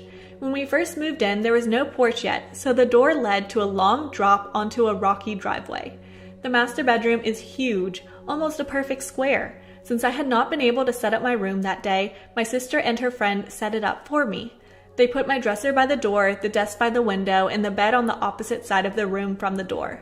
They did a pretty good job. I just had to personalize it, so I turned on some music and shut my door so anyone trying to sleep wouldn't hear. My brother's room is right across the wide hall from mine. His bed was right next to his bedroom door, and his door was cracked open just a bit. By the time I went to bed, everyone else in the house was sleeping. I was just falling asleep in my new bed at the new house when I woken by a whisper. "Mom, Mom." Like when you're little and you wake up in the middle of the night to find you wet the bed or thrown up all over yourself, so you go get your mom and whisper right next to her ear. That's what I heard. I opened my eyes to see nothing. I had cracked open my bedroom door just a tiny bit to allow the hall light to seep in, just in case I woke up and needed to use the bathroom without having to turn on the lights. My closet door was also open about 3 inches. There was no one there who could have whispered. Confused, I fell back asleep thinking it was probably my brother who woke up and, being 7 in the new house for the first time, was disoriented about what was going on. I didn't say anything to anyone at first, but after I thought more about it, there was no possible way I could have heard my brother whisper from that far away. I couldn't stop thinking about the strange whisper and who it could have been. Also, I'd like to remind you, I now occupy the master bedroom where my parents of the previous family most likely slept. Finally, I told my mom. To my surprise, she didn't dismiss me or tell me I was hearing things or that the house was probably settling. She paused just a second, most likely trying to decide if I was mature enough to handle what she was about to tell me, and said, "I've heard it too." The silhouette. If you've watched Mom, great. If you haven't, I highly recommend watching it before this to have a better understanding of the situation. All of the events I'm about to describe all happened. For real. To me and my family. It's okay if you don't believe it. I honestly wouldn't either if I was hearing it. I never believed any of the stories from my friends that had experiences. They all seemed like bullshit. I'm still skeptical when I hear some stories. They seem a little too far-fetched or exaggerated for entertainment. Not mine. These are 100% true accounts of what happened. Now, I don't know how the ghost world works. Maybe they're in another dimension, maybe they could think they're still living, maybe they could see or sense us all the time, or maybe just at certain times. Our ghost wasn't always around, but he sure made his presence known as soon as there was activity in the house. It hadn't been occupied in decades, so maybe this little kid ghost had been alone for so long, and now all of a sudden there are people around again and he's trying so hard to get our attention. It makes me a little sad to think about it. At 14, you're pretty susceptible to everything around you. Friends, family, movies, and TV. As my mom was studying the look on my face, trying to decide if I should know the whole story, I'm sure these thoughts went through her mind. Does she want to scare the shit out of me, or should she just leave it alone and let me figure things out for myself? She chose option A. I also think she was relieved someone else had experienced something, so she wasn't alone and thought she was just hearing strange voices. She had been under a lot of stress to get the house ready for her family to live in, staying up well into the night at the house, got up to get us ready for school, still had a job, and took at least 2 hours out of every day to do some sort of cardio. She was superwoman. No wonder she may have thought she was just hearing things. Lack of sleep alone will do that to a person. In the winter, my mom rode her stationary bike in the living room after we all went to school. It was loud and obnoxious, so she had to turn on the TV up to a ridiculous volume to be able to hear it over the bike. This was why she preferred to be at home alone when she rode it, so she didn't disrupt everyone else in the house. This was when my mom heard the whisper, "Mom, Mom." She heard it over the loud bike and the loud TV. She paused everything to listen. Completely alone in the house and knowing she was, it was quite a shock. She didn't hear it again, so she kept riding. This is what she told me after I told her I had heard it. Then she said there was more. Over the winter was when she would go to work on the house. Winter in the Midwest means it's dark by 5 p.m. We're used to it, no biggie. So one night, my mom, exhausted, goes to leave the new house to go home to bed. She's driving away from the house down the driveway when she notices she left the upstairs hall light on. She stops the car to go back in and turn it off when she notices something strange. There's someone in the window up there. It appears to be the silhouette of a small child's head and fingers peeking out through the window in the door, as if the child isn't quite tall enough, so they're standing on their tiptoes, gripping the frame to see what's outside. My mom didn't go back in to turn off the light. That was the first sighting. The second was a couple months before we moved into the new house. My parents met with some friends at a bar. They happened to run into the electrician who worked on the house before we moved into it. He had quite the story for them. If my parents were working on the house, it was open and unlocked. You could get from the basement to the attic, no problem. When my parents weren't there, but crews were working on it, they only had access to the basement. The electrician was making a few changes and checks one evening, making sure all was working properly. He had been in and out of the basement, looking at lights and whatnot. He was outside making sure the yard light was going to come on once it got dark enough, and happened to look up at the house and see the silhouette of a child in an upstairs bedroom. He was there alone with no crew members or their children, and didn't even have access to the main level, let alone the second floor. He was clearly shaken up by it and was relieved when my mom said she had also seen a similar silhouette in the window of the door at the end of the hall. He said it wasn't in the hall window, it was in the bedroom to the right. My bedroom. Elliot. So it's been a while since I've been able to continue my story. Sorry. If you're seeing this part for the first time, you should probably go back and watch Mom and the Silhouette, because this might not make any sense if you don't. If you had watched them both, you are aware of the child haunting the home I grew up in. He's been spotted and heard. Now I'd like to tell you about a little research my mom did after I told her about the creepy whisper I heard the first night we stayed here. I mentioned my parents moved the house onto some land they purchased. The previous owner was an elderly man who ended up in hospice care, unable to carry on a conversation for too long. When my mom went to visit him, she realized she was not going to get very far by talking to him. He couldn't even remember who she was. No biggie, there are records and death certificates, right? Well, sort of. She ended up finding a small cemetery near the location the house was originally standing. It was a small family one, overgrown and hard to find, but there was a grave that was marked Elliot. The marker said the child died at 6. That seemed about right. A 6-year-old would behave the way our ghost was behaving, but why had Elliot died? In the early 1900s, kids died in their sleep because of numerous things that doctors back then didn't even know about. Simple diseases we're now vaccinated for were terminal back then. Sad, I know. Not completely satisfied with her findings, my mom headed to the library to see what else she could find. Records weren't kept as well as they are today back then, but she did find something. There was a small obituary on a child named Elliot who was said to be about 4 years old. Okay, now what are the chances of a child around the same age, with the same name, dying around the same time on the same property? I think someone messed up on the age or year Elliot died. Either way, Elliot didn't go where they were supposed to go. Not knowing if Elliot is a boy or girl, I have a feeling he's a boy, so from here on, I will call him a he. My mother had to be content with her search for the time being. There are now no living relatives to ask, so we have to rely on records even though there may not be totally accurate. It's a bummer. I'm curious about this child. Why is he still here? What does he need? How can we help him? I have no idea. Not that I didn't try. After that first night of hearing him whisper, I kept the closet door closed, not wanting him to wake me up again. I spent a few evenings in my closet on a beanbag chair trying to talk to him and getting no response. I had some luck with the Ouija board at a friend's birthday party once. I suppose you like to hear that story, and since it's somewhat relevant, here, I'll tell you.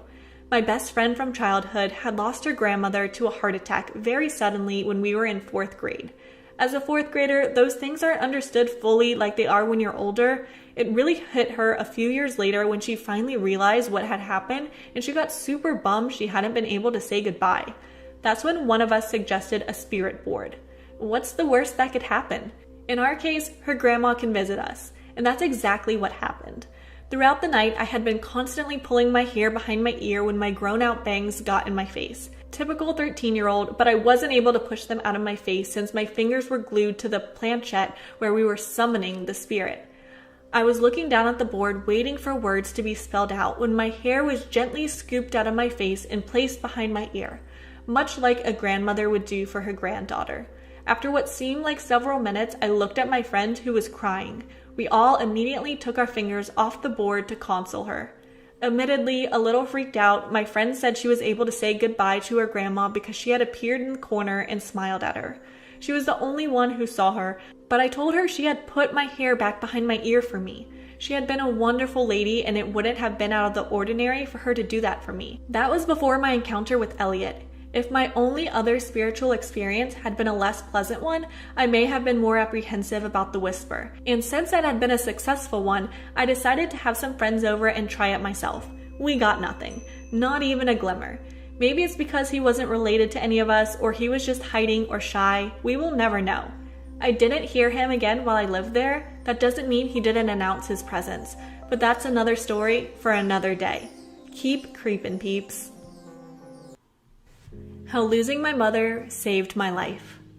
My mother died a little over 2 years ago on October 31st of 2016. It was sudden and sort of unexpected. But then when does one look at death as expected? I digress. Apologies, reader, I tend to ramble. Kudos to you if you get to the end, and it's a bit of a long, painful story, but I feel it's important as well as therapeutic to tell. I moved away from my family, my mom especially, since she and I were the closest, about 3 years ago. My mom was of course sad to see me go, but knew it was best for my family. So I moved, and unbeknownst to me, my mother neglected her own health to care for my asshole male DNA donor and my autistic but amazingly intelligent younger brother. So she got sick. Really sick. Like rushed to the hospital and into the ICU kind of sick. I'm my mother's POA, so I was notified, and she called me to tell me not to panic. So I panicked. Big time. She tells me she had a hard time breathing one day, so my brother tried to convince her to go to the ER. And it got so bad that she got scared and called 911. Saved her life. For a little while.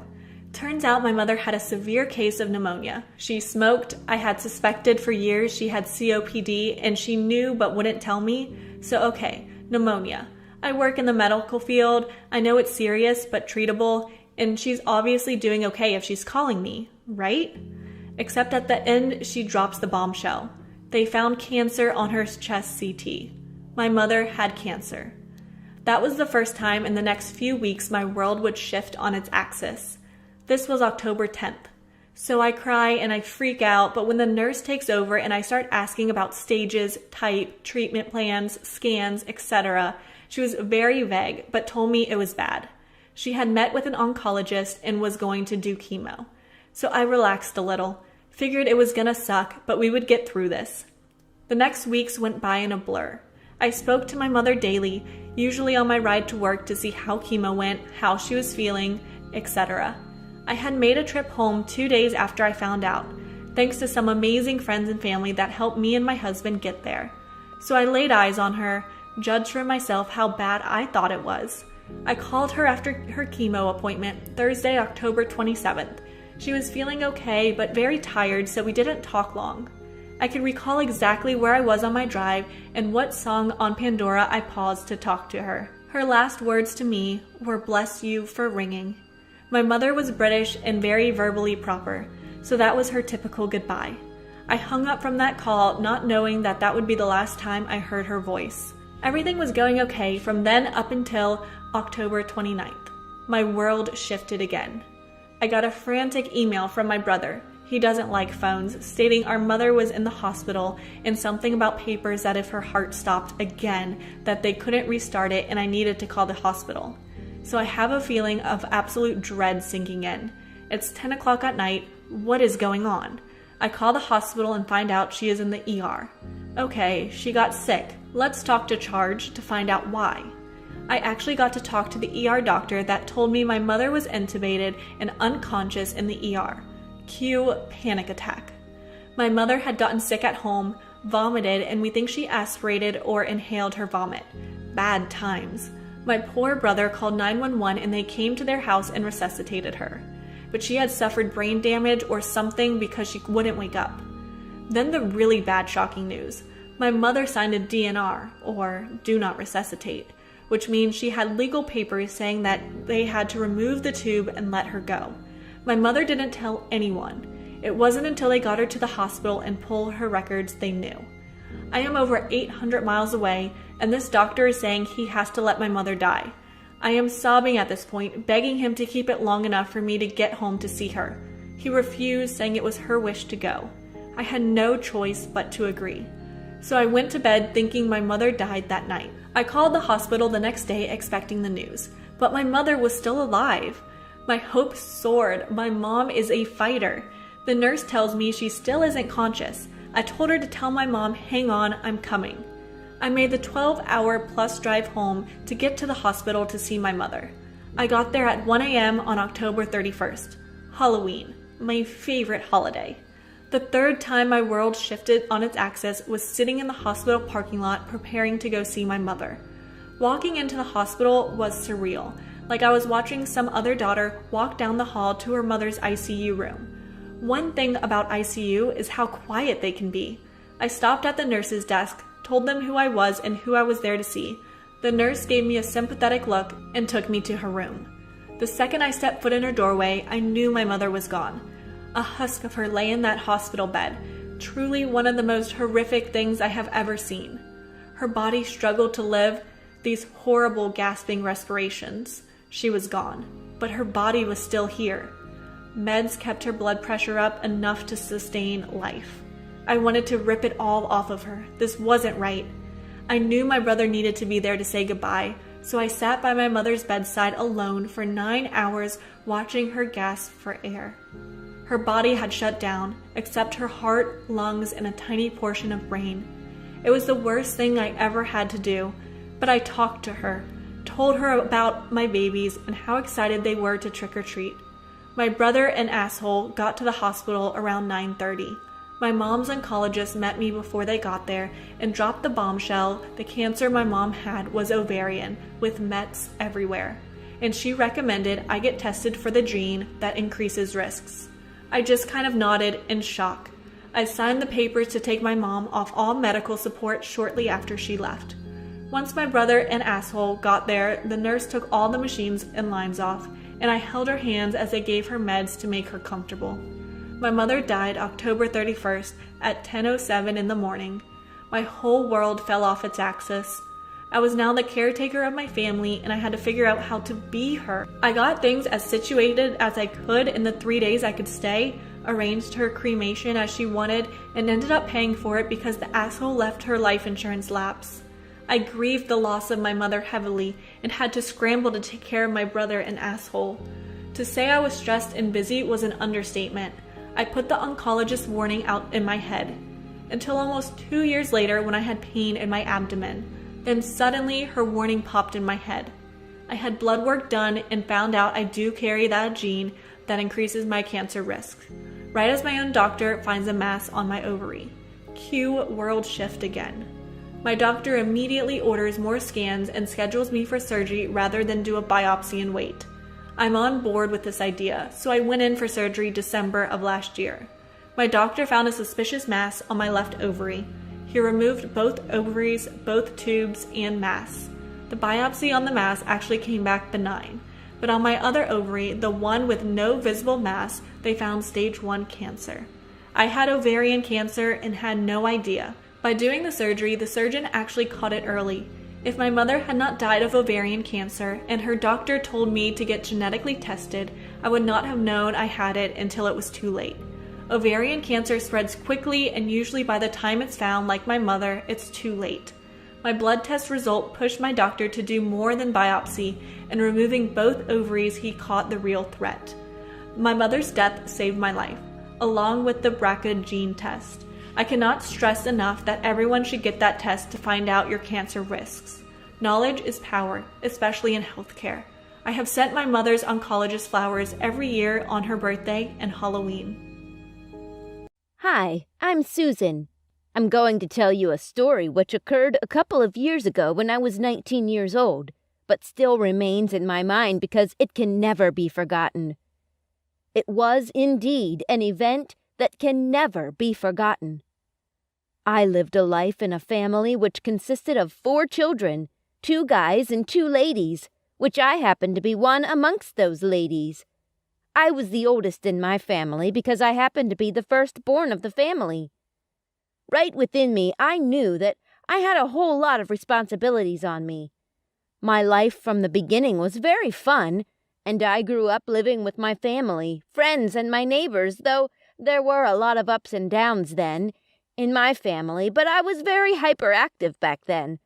I was very hyper and wouldn't stop moving around the place from one joint to another. I was so not back then and always ever seemed to get my homework done at school. I was born at Kaiser Hospital. The first place I lived was on the street via Harriet and was right next to a train station. It was fun and so much annoying listening to the sound of arriving trains then. It was always noisy when the train passed by because it will shake the house and scared all the animals in the surroundings. It wasn't the best place to live, but as time goes, we eventually moved to the hills, where we never experienced the noise of a train again. I have never for once really thought about where my life was going. All I know was that I'm the firstborn of the house, and I'm sure I have a lot of responsibilities on me. I always believed life took me where I wanted to go. I never thought that I was the one who took myself where I wanted to go. After we moved to our new apartment on the hills, my parents decided to change the school I attended because it would be too stressful going to my former school from my current location. Immediately I entered the high school, my mentality about life changed. This is why I chose to go to college when I was asked which school I would love to go. I believe that college will give me the keys to unlock the doors of life. This way I can choose for myself where I go, instead of someone choosing for me. I have chosen to go to the local community college to get used to the college experience. It was on a Monday morning, my first day in my new school. My mom woke me up so early so as to get prepared and not be late for school. I got to school before the assembly started immediately. When the assembly bell was rang, I followed the direction, which a lot of people followed, so as to get to the assembly ground. It's all amazing and awesome. It's all totally different from the way it was held in my previous school. I was really happy and excited. After I got to class, the teaching and the students were all amazing. During the break hour, some female friends came to meet, asking of my name and trying to make friends with me. Now the day is over. We all need to go home. I followed the school bus home so as to get home on time to gist my parent how my day went in my new school. Only for me to get home and discover that my parents are fighting each other again, as usual. I just went into my room quietly and kept to myself all day. College life can be an exciting time, but at the same time, it can be so challenging. I know this is what I want to do with my life. I want to be a positive influence in the lives of children. I want to be able to stand up and show the children that it's okay to be yourself and stand up for what you believe in. I am a well-rounded student. For 2 years, I was actively involved in a girls' organization. This experience taught me many things. We were actively involved in community service activities, for which I received the Silver Award, the second highest award in the organization. I was so happy when that award was given to me, reason being that all what I planned for my life is getting achieved, one after the other, and also I'm making my parents proud. I learned about the value of friendship and patience with others. This organization first introduced me to my future career, which was a great plus to my life. I was also involved for 1.5 years in a student government club on college. In this club, I learned many life lessons, one of which was the value of hard work. I was one of the few people that organized the junior-senior prom of 2000.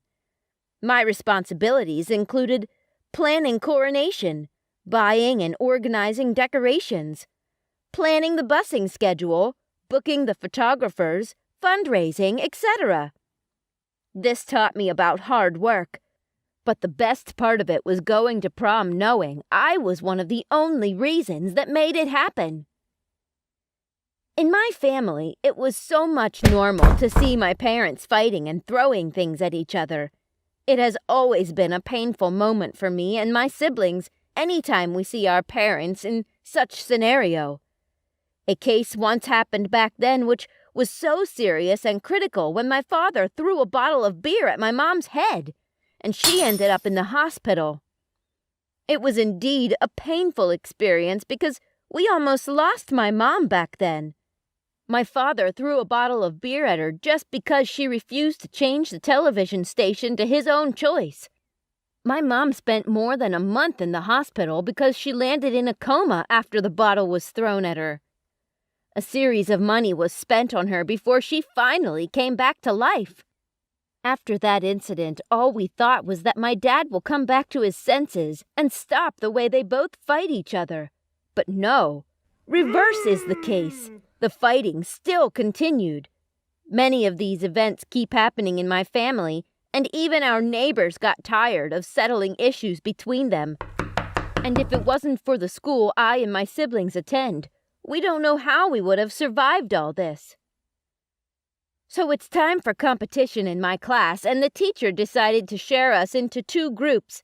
So in my class, there were 2 groups.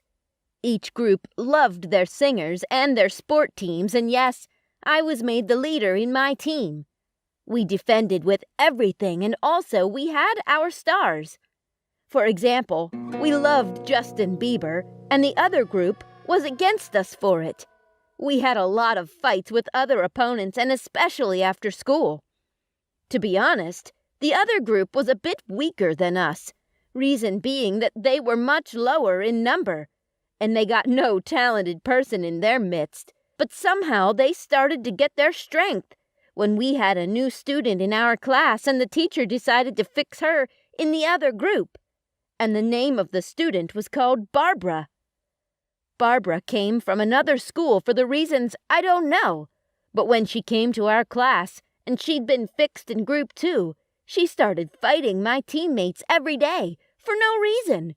She would take up every little thing that happened. Barbara was a good-looking girl and so much attractive to every male in our class because she got a pretty face and some nice shapes and curves. A lot of guys fight over her just to get her number. Different guys are dying just to talk to her. Barbara becomes so much popular and famous in the college all of a sudden, but with me, I know she will be up to something later in future. Even teachers started to love her.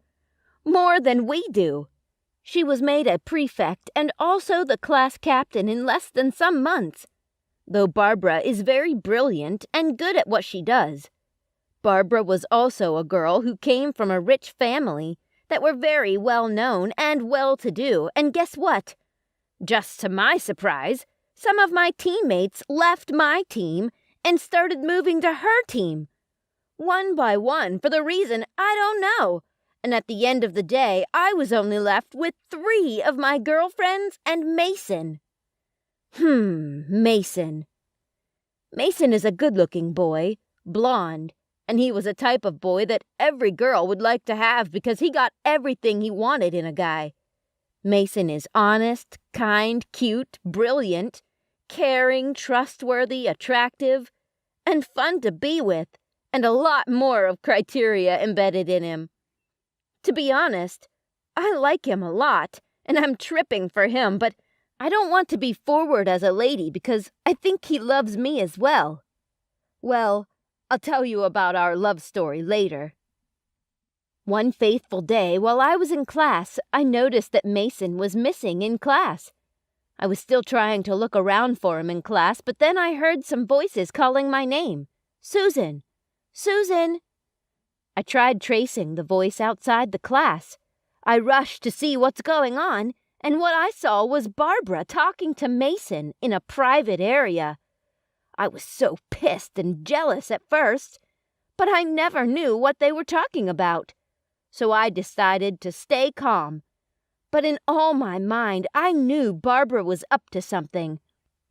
After class, I ran to meet Mason, to stylishly ask what they were both discussing. But to my surprise, Mason was just beating around the bush. Same thing happened the following day, but this time, when they saw me, they got detached immediately. I asked Mason again, "What's going on?" He said nothing. She just asked me to help her out in something. So I told him that he's trying to leave my team as well, or what. But then he shouted at me and left. Then I knew something had gone wrong. Days went by, and obviously Mason has changed toward me entirely, so one day I decided to secretly sneak on Mason's phone to check his messages and chat. And then I saw what marveled me. A lot. I saw he texted Barbara, and Barbara sent him some hearts and love texts to him.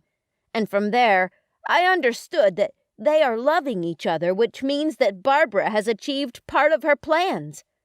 But I will make sure that her plan will not be achieved completely.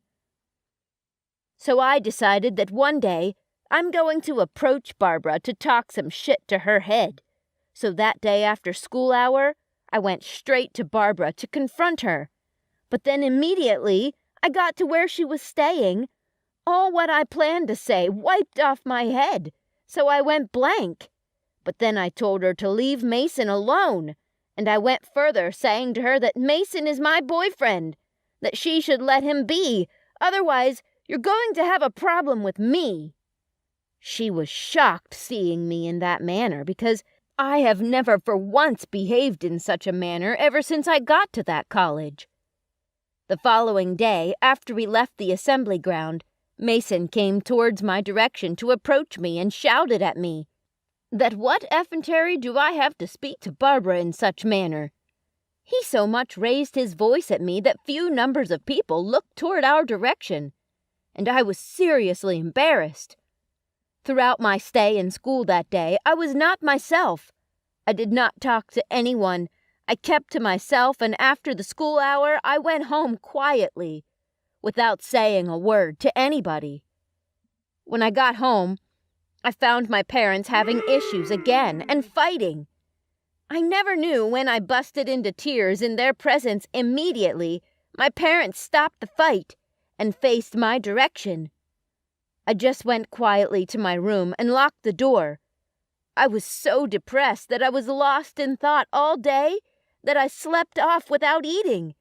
The issues between my parents and the one going on in my life is so frustrating. Now I've decided to stand on my feet, never to let my family issues or my personal life issues bring me down. Now Barbara has taken all my teammates, and now she is also taking my lovely Mason. I will never let that happen, and it will not happen. So I decided to take some naughty move, but I later ended up messing myself up with it. One day I texted Mason, "Sweetheart, can you please come over to my place so that we can practice our homework together?" But I was surprised with the reply I got back from him. But then I'm sure it was Barbara that took his phone to reply back to me. So Barbara took Mason his phone and replied to me saying, "I'm not your sweetheart. Please don't write to me again. I hate you." Immediately after the reply, she took a screenshot of the message I sent to Mason and spread it all the class the following day. When I got to school the following day, I discovered that people were just laughing at me, and then I later noticed that it was because of the message I sent to Mason. So immediately, I went straight to meet Mason and asked him about the message, and he told me that his phone was with Barbara when I sent the message yesterday.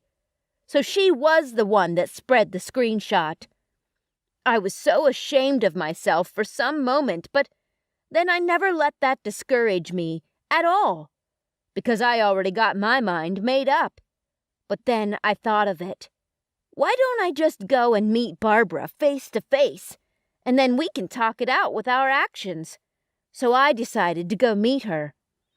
So this is it. I couldn't stand it anymore. So I just have to tell Barbara that I have a beef. I want to fight. I will wait for you after class. She was surprised hearing me say that, but I just have to take the move. Class is over. Immediately after the class, I went out so fast so as to go and wait for her. I was waiting for her outside. It took her up to an hour before she showed up. I already thought she would not be coming, but then I saw her arriving with all her teammates. I was looking into her eyes until she came close enough, and I pushed her with all my force I got, and she fell backwards and hit her head on the concrete. At first, I was happy that she fell on the ground, but then everyone screamed and ran away because Barbara refused to get up from the floor. Barbara was not coming onto her feet. I was very scared and feeling feverish immediately. I screamed her name, but she refused to stand up. She remained on the ground. Then I saw some teacher coming our way, so I ran away. I rushed home with fear all over me. My brothers asked me what was wrong. All I could say was to lie to them, saying it was a teacher that flogged me in school because I did not do well in my classwork. When my mom noticed I didn't come out for dinner, she came into my room to check on me and asked me what was wrong. I told her nothing happened, but tears were all over my face. I was unable to hold back the tears. She was all around me that night, but I did not say a word to her. She persuaded me to talk, but those words are too heavy for me to say. She left my room without hearing a word from me, but within me, I'm sure she will still know about it.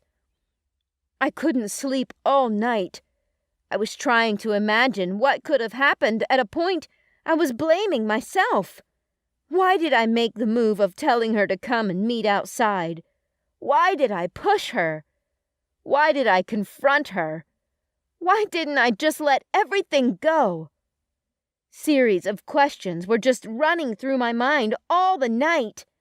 I was unable to close my eyes for just 1 second. Such a thing has never happened to me before. I could not open up for my parents because I never knew what they would say to me or do if I should explain the situation to them. The next day, I didn't go to school. I received a call from Mason, but I did not pick his call up. I was panicked and scared. Then in the afternoon, a teacher called my parents and explained everything that happened to them. They also notified my parents the update about Barbara's condition, that Barbara is in the hospital. She'd been admitted and in a state of coma. Immediately, my parents came to my room. They met me crying, but as a parent, even though they were not happy with the situation, they just have to console me at the moment. So we left for the school immediately.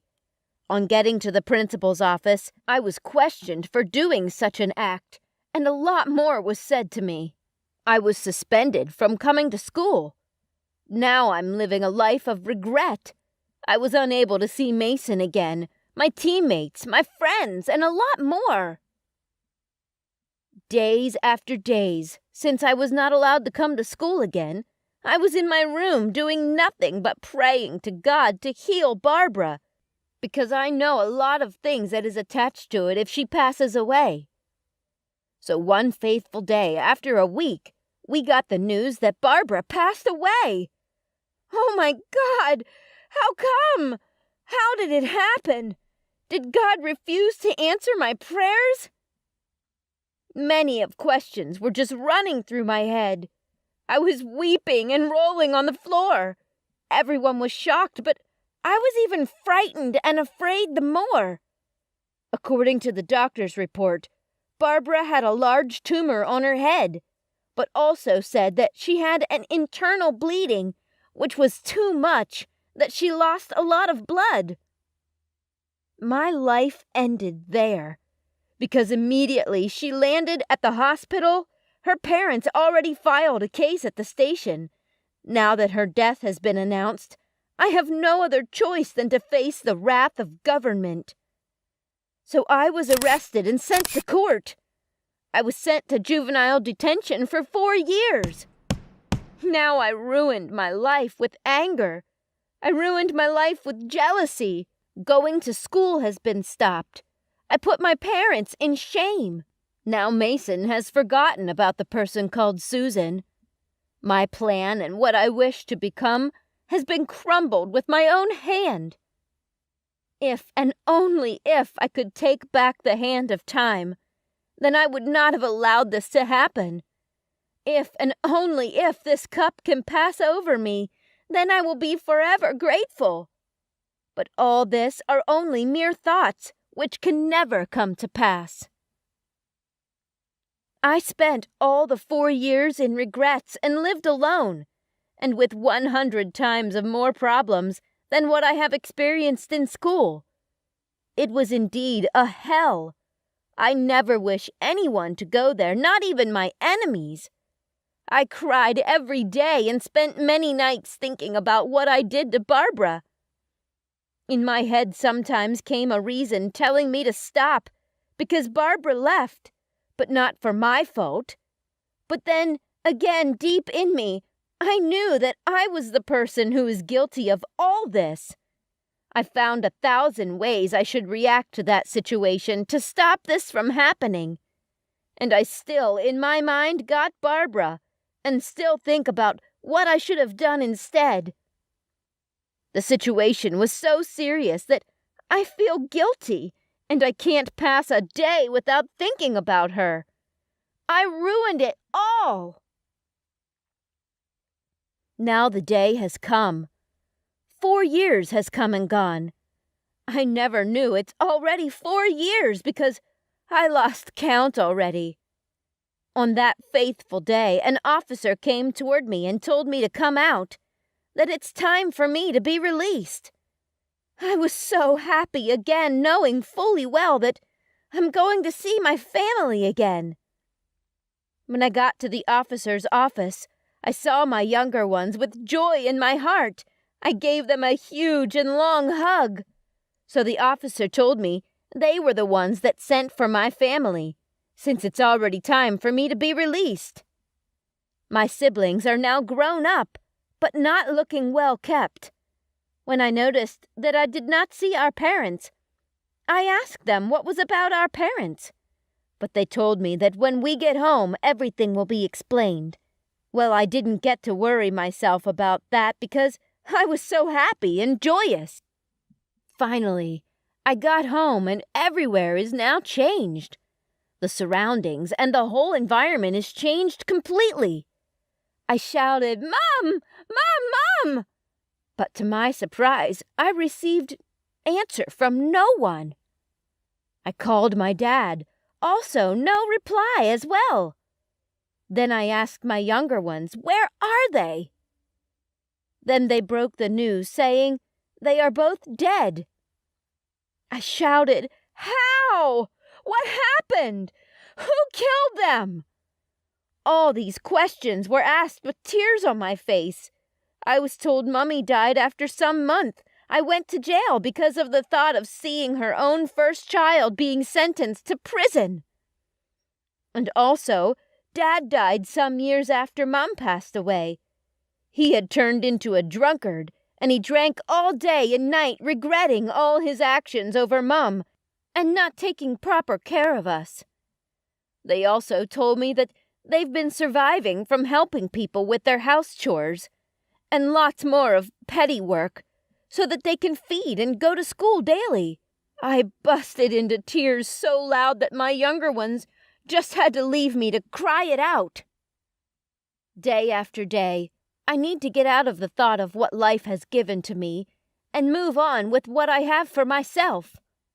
My schooling career has been hindered because I need to put some food on the table for my younger ones. So I went searching for a job as a salesperson in a nearby supermarket, which I was actually accepted, and I was getting paid by the end of the month, and I was using that to take care of my siblings. I was able to send my junior ones to school, even if it was not up to a normal standard school, but at least I was trying my best to be a father and mother to them. Also, my boss at work has been so supportive financially and in a word of encouragement because I told her about my story, and she was really touched when she heard about it. After some years, I was in the supermarket performing my normal daily activities, and all of a sudden, a Prince Charming young cute guy walked in, making an inquiry on what he wants to get from the other staff, but I was attending to other customers. Immediately, I heard the guy's voice. It is so much sounds familiar. I looked up to see who was talking, and guess what? It was Mason! I screamed at the top of my voice, "Mason!" He was so shocked to see me, and he was so very happy as well. He asked what I was doing here, and I told him. I'm one of their staff, and guess what? Mason is now a top medical doctor in a well-known hospital in the country. He collected my contact that day and fixed a date for us to see and talk. Well, so fast I and Mason get along with each other. After I narrated all that happened to him, right from the time I was sentenced to prison till date, Mason and I became best of friends, and now he explained to me what him and Barbara were discussing those days in the college. He told me that Barbara and him were planning on how Group 1, which was my team, will win the competition. And as for my teammates leaving my group, he said it was all a planned work. He told me that the screenshot she sent round the school was just to divert my attention, so I would feel jealous. Now I was so ashamed of myself, and I prayed to God for forgiveness. After all that, luckily for me, Mason and I continue our love story from where we had stopped it in college days. Now I got to remember Barbara the more every blessed day. Not up to a year, Mason proposed to me, and guess what? I said yes. Now I am married and have a daughter which I named Barbara. I want it to be that every time I call her to remind me what I did. Though Mason was not in support of me naming our daughter Barbara, but I had to plead with him to please allow me. I want to pay the sentence, and yes, I am paying it every day. I cry every day and pray for her. God bless Barbara. Do you sometimes wish you could forget some days? Skip them or just play rewind on the awful clips of your life? The pain and the stress sometimes make you unfocused. Your vision goes blurred and mind all hazy. Well, it was exactly one of those days. But first, I'll give you a little background about me. I'm Natalie. I am 14 years old. I have recently started going out with a boy from my school, Harry. He's a dream come true. He has asked me to be his girlfriend a few weeks ago. My mom passed away when I was 6, and I was brought up by my dad, who is extremely hardworking. My dad is a mechanic and leaves home at the crack of dawn. It was a Thursday morning. My dad had already left for work. I was in deep slumber when a shooting pain in my stomach jolted through my entire body. It was hard for me to breathe. It took everything in my body to get up from my bed. My dog was watching me with the bleary eyes, and I wondered, why can't he do something? Can he see my agony? After the struggle, I finally grabbed hold of my phone and called 911. The dispatcher was kind and understanding. She was quick to send me help. Finally, they arrived. The sound of the ambulance alerted my dog. My dog bolted towards the door and started barking continuously. As a result, they broke the main door and took me to the hospital. I opened my eyes to a scrupulously spotless hospital room. Beams of sunlight filtered through the window. "Relax, honey," I heard a soft voice whisper. It was a nurse. I sighed and tried to relax. Within the fraction of a few seconds, I glanced at my stomach, which made me panic. It was swollen to the size of a hot air balloon. I started questioning myself. "What is this?" I asked myself repeatedly. It took me a fine moment before it dawned upon me. I let out a huge gasp. Am I a 14-year-old growing a real-life baby in my tummy? Am I going to become a mother? I cringed at the thought, but the sight of my growing stomach only confirmed my realization. "But I've only had my first kiss with Harry a few days ago," I said as I tried to gather my thoughts. "This can't be true." I started crying relentlessly. My shrieks and cries grasped the attention of the nurses. They looked at me and started laughing. Their laughter overshadowed my agony. Their shrill laugh made my head spin, which came to a halt when I heard a sudden knock at the door. A feeling of relief washed over me as the person behind the door was my affectionate father. "Dad, I've missed you," I breathed. My dad had a shabby appearance. His eyes were sunken in with huge eye bags underneath. I was slightly confused. He rushed towards me and engulfed me in a hug. He ignored my growing belly, but when he saw, he gave me a smile. "I can't believe. I'm going to be a grandfather." I was taken back. Why is he behaving like that? I pondered. That was certainly not the reaction I was expecting. "We have to get you out of this hell," said my dad. "Why?" I questioned. "They are not good for you." It would be an understatement if I say I was bewildered at how my dad was behaving. The nurses started laughing out of the blue. Laughter echoed through the white walls of the hospital room. It made my dad lose his temper. He started yelling at them. Suddenly, made his way towards me and picked me. He detached the tube of the drip out of my arm. I gasped due to the sudden discomfort. His actions alerted the hospital staff. The nurses called the security and they took my dad away. They prevented him from seeing me afterward. In the next few minutes, the same intensity of pain ran through my frail body. The nurses injected medicine into my body and asked me to relax. "You'll be all right, darling," comforted a nurse. I threw up multiple times that night, which consequently made me feel better. They gave me a few pills to make me fall asleep. Later that night, I woke up due to a disturbance in my room. I was shocked to see my dad in my room. He had his hand over my attendant's mouth. I was petrified. I had never seen that mysterious terror in my dad's eyes. He was unrecognizable in nurse scrubs. Anyone could be easily fooled by his new persona. I didn't know what to do. But I knew one thing. My life was in danger. He hurriedly put me in the wheelchair, ripping away the drips. "Dad, stop! Dad, you are hurting me!" I let out a faint, incoherent cry. "Shut up!" Dad yelled. His eyes were bloodshot red, skin pale and lips trembling. I closed my eyes momentarily and a whimper escaped my mouth. What has come over my dad? I wished my mom was still alive. Is it too much to ask for? I thought medicine and illness made me emotional. I hated that feeling. My dad took a hold of my wheelchair and rushed through the bleak hospital hallway. He greeted the doctors and hospital staff in a sing-song female voice. I never knew my dad had astounding acting skills, but similarly, I didn't know anything about him, did I? I questioned myself. I never knew I had to see the day. I'd have to see his facade slipping away. But here I was, being escorted by my dad dressed in nurse clothes. Life is so strange. It was too much to process for my 14-year-old brain. A doctor stopped us at one point and requested my dad to join him for his daily round at the children's ward. My dad pushed my wheelchair in a vacant hospital room and left me to help the doctors. I was surprised.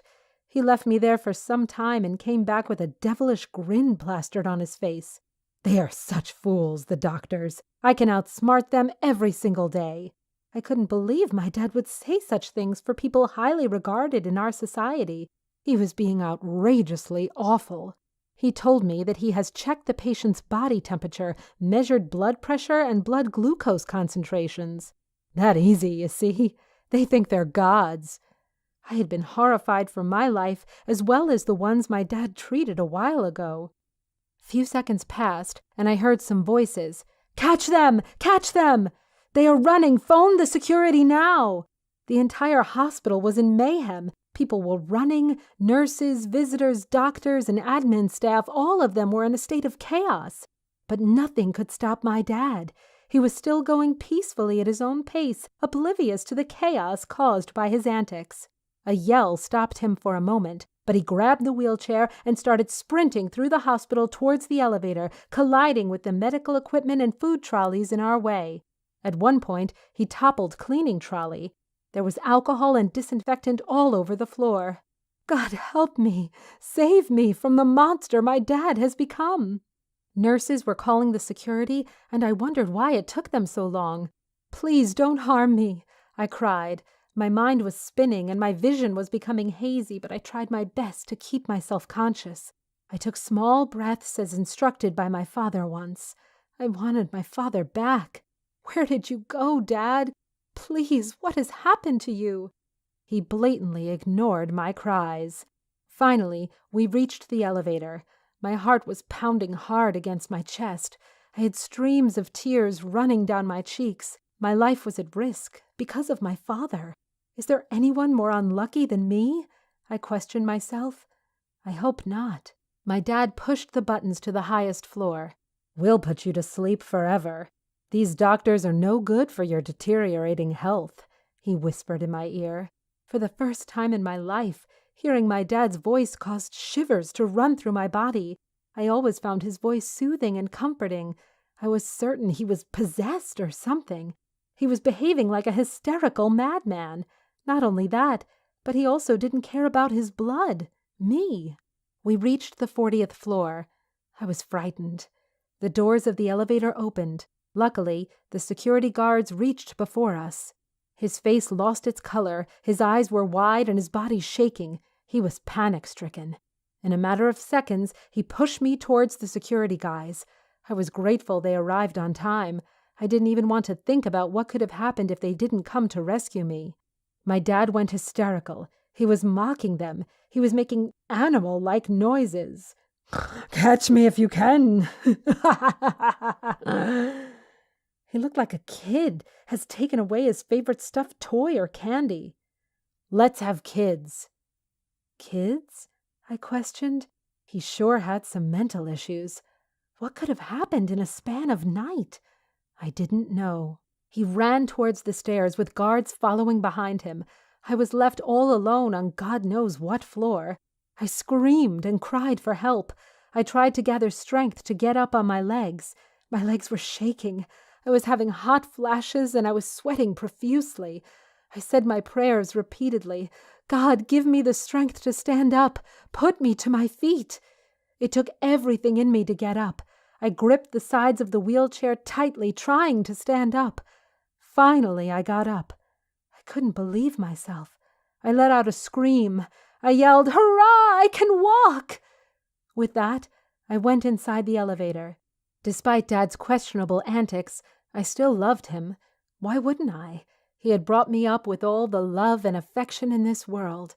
I was the luckiest kid with the most affectionate and caring father and an adorable little pup. Oh, my pup, you must be hungry. The thought of my puppy all alone in my house saddened me. I stopped at each floor to help my dad, but couldn't see him anywhere. I screamed his name each time, but my efforts proved to be useless. At the 7th floor, I finally saw him. But what I saw made my head spin. I couldn't believe I saw that with my own eyes. My jaw went slack. I thought I was daydreaming, so I pinched myself again and again.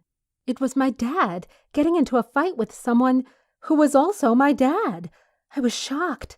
My dad was wearing his work clothes. They were greasy. Couldn't contain my emotions and thoughts. It was the moment I passed out. When I woke up and saw my loving dad next to me, feeling of relief washed over me. My dad gave me a warm embrace. I couldn't stop crying. I was so scared. Do you know what has happened? Please, Dad, I need to know. He told me to relax. He told me that guy was a criminal who had run away from jail. He was taking revenge on the hospital. The hospital had sent him to jail because he took part in criminal activities taken place at the hospital a few years ago. He resembled my dad, which is why I mistook him as my dad.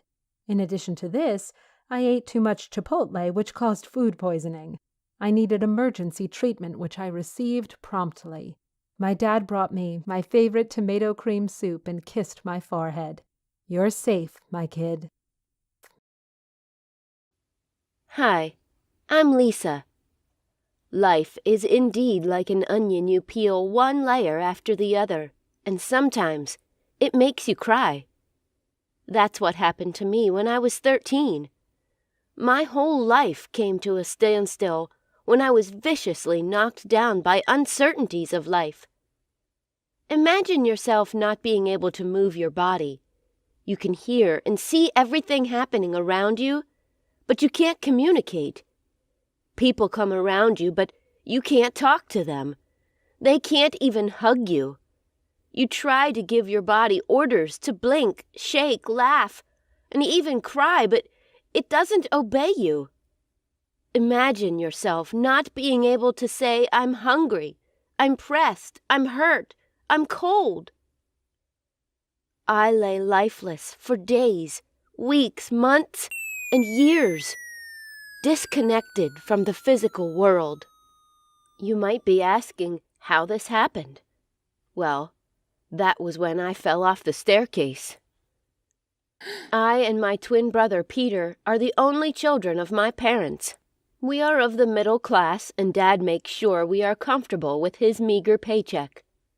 Dad said it took them 30 years before giving birth to us because Mom had no fallopian tubes, so all hope of Mom getting pregnant in life was lost, and they had to live with it. One day, 3 men visited them. They were hungry and haggard-looking. Then Mom asked them to come in, but they wouldn't. They sat outside. Mom went into the house, made them a nice meal, and they ate their fill. Then Dad asked them to come in the second time. They did, and left after a while.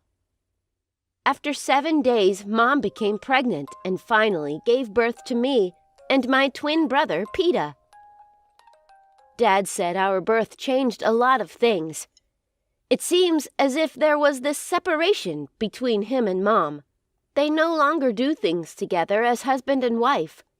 Mom no longer contributes to running of the family. All she cares about was her Peter, day in and day out. But Dad was not like her. He gave us equal love and support, irrespective of our differences. I so much love the only sibling I have in this world. But the love was not returned. All I kept getting from him was a stab, rejection, and gossiping me to Mom. We are not identical twins. We had a lot of character differences likewise in our lifestyle. I love nature and adventure, but my twin does not care for such. He can stay in front of the television all day. Peter is a sadist, but I'm not. Maybe that's why Dad loved being around me, while Mom preferred Peter. Maybe because he looked so much like her. Mom is one of the horrible persons I've ever met in my life. You neither know when she is happy or unhappy. She is always moody. The only thing that makes her happy is whenever she sees Peter. To my mom, I did not exist. But there were things that makes me happy. The presence of my dad in my life was the major thing. I love adventures, and so Dad decided to build an adventure room for me and Peter in the underground of our little home. But Peter was not interested. Even when I was cleaning the room, Peter walked in and laughed mockingly. That was ridiculous. I assisted Dad to decorate the room with different kinds of paintings and a lot of scientific pictures. So the adventure room became another room for me. Another thing that made me happy was the surprise gift Dad got for me on my 13th birthday. That's Rosie, my cat. She is not just a cat, but a companion, a friend, and maybe another twin. I was so happy, I couldn't thank Dad enough. From that day on, I had a companion in Dad's absence. Rosie seems to understand me more than anyone else in the house, including Dad. Whenever Mom and Peter puts on a horror movie and starts making all sorts of noise in the sitting room, I go to the adventure room with Rosie. I can hear him talk to me with his mews, as if he is saying, "Don't worry, I am here. Everything will be all right." On one of such days, I couldn't control myself and I yelled at my twin brother, "Why can't you stop all these noises?" I decided to go to my adventure room. I left with Rosie following me behind the staircase. But I never knew Peter was also running after me. Then Rosie came in front of me, winking her eyes left and right, as if she was telling me something. But I couldn't give her attention because I was walking very fast in anger. Perhaps she was trying to tell me that Peter was behind me. Suddenly, I felt a push and slipped off the staircase. Everywhere became dark. I could see Rosie running around me, not knowing what to do, but I couldn't talk to her. My mom and Peter locked up themselves in their room, abandoned me on the floor. But Rosie lay beside me crying until Dad came home around 11 p.m. He immediately rushed me to the hospital. After a little while, I felt awake. I tried to make a move, but there was no response. Then it dawned on me that I am no longer myself.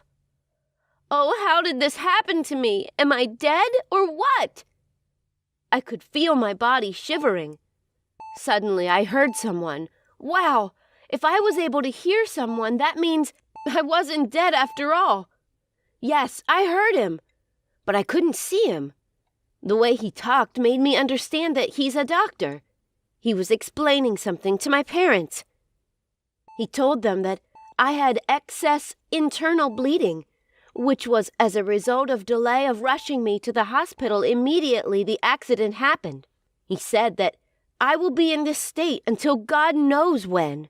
Oh, I tried to open my eyes, to tell them that I can hear them, but my eyes couldn't move, neither could my mouth. I was devastated that I couldn't do anything. I automatically became a vegetable. How wicked life could be. Just 13 years ago, I had been a free girl who loves her dad, her cat, her career, and as well loves to play. I was happy and lively, but now everything suddenly changed. Doctors were confused. They thought I was completely in a coma. All I could hear was Dad telling me all will be well. As for my twin brother, I never set my eyes on him. Sometimes I wonder if he is really my blood. My mom completely disappeared. The doctor finally announced to Dad that there is nothing to be done. So Dad told him that I am coming home. I was excited to be home, but I felt bad again when Mom warned Dad not to bring me home because I'm going to be a burden to her. But I guess Dad's reason for bringing me home was to make sure I was around things that I love. Back home, I was treated as a non-existing being. But right inside me, I kept telling myself that I am alive. Friends stopped visiting me. Dad's pursuit ran dry because the life support machine that kept me breathing was very expensive. Before now, I could run away from Mom and Peter's noise, but now I can't avoid it. Dad couldn't help it anymore. Rosie was the only one that understands me. She is indeed an extraordinary cat. She feels my pains whenever Mom yells. She will come close to me, touching my hands with her mouth, as if to say, "Don't worry, Everything will be fine. Before, Dad used to come in to see me 3 times a day and then recharge the life support machine that kept me breathing. Surprisingly, one day, Dad tried removing the socket of the machine. Then Rosie cried out loud. This touched Dad, and he left in tears. Rosie always tiptoed into the room at any time of the day looking at me, and I know she is whispering something to me. Months passed by, and it was already 1, 2, 3 years. Dad got tired of me, and Mom complained I was occupying space, so I should be moved to a smaller room. And they transferred me to this small room where nobody was visiting apart from Rosie. This was the only time I saw Peter creep into the room. He looked at me and sighed and banged the door. It was not long I started hearing Christmas songs that told me it was Christmas again. I couldn't even celebrate. But in my subconscious mind, I was thanking God for another new year. And I was 17 this time because I was able to guess every period of the yearly celebration. Mom celebrated with her friends, making noise and smoking. Their noise became more unbearable for me. So Dad moved me to a clinic where nurses can take care of me. I saw Dad talking to the nurses. Who knows what Dad is telling them, I thought. I felt he was telling them to allow him to bring Rosie to stay with me. I felt a little relief as I saw Dad carry Rosie to sit beside me. At this time, I couldn't remember anything. I couldn't remember my crave for sciences, nor the moments I played with friends or the adventure room. But one picture kept appearing to me is Rosie's picture. She is my best friend. She is always close by me. So I decided to create my own world in my subconscious state. In this world, Rosie was my companion. We did a lot of things together. We went to school, shopping, restaurants, and played together. There were also these other 2 persons that joined our world. Perhaps they could be some victim of people in the coma state. Another 6 years went by, and I remembered not seeing Dad for a whole year. Well, I never cared about the physical world anymore because I was enjoying the new world I created. But one day Dad came by. I saw him weeping with my best flower, a rose flower, in his hands. He also bought me a science kit and some other things which he decorated my bed with. Then I could hear him say, "Happy 20th birthday, my angel." Dad left the room angrily. Then Rosie picked one of those rose flowers Dad had kept and brought it close to my nose. My goodness! I perceived it and smiled at her. She screamed in excitement. She kept screaming. That her scream attracted the doctors and nurses. By the time they arrived, my eyes were open. The resident doctor was surprised. He said he has never recorded any case as this since his 30 years of practice in the medical field. Gradually, I began to regain consciousness. I was not angry when the doctors told me that I cannot move my legs anymore because my spinal cord was affected badly. Although it took me time before I accepted to be confined to the wheelchair. After all, God gave me life, so I am grateful to Him. Before I was discharged from the hospital, my mom came, begging that I forgive her attitude towards me, just that she never liked to have a baby girl. But now she has realized her mistakes. Peter was crying and feels guilty for pushing me down. He confessed that he was acting out of the influence of Mom. Who am I not to forgive them? What if I died? I wonder if I will be here. God forgave me and gave me a new life, so I forgave them. and I was glad to reunite with my family again.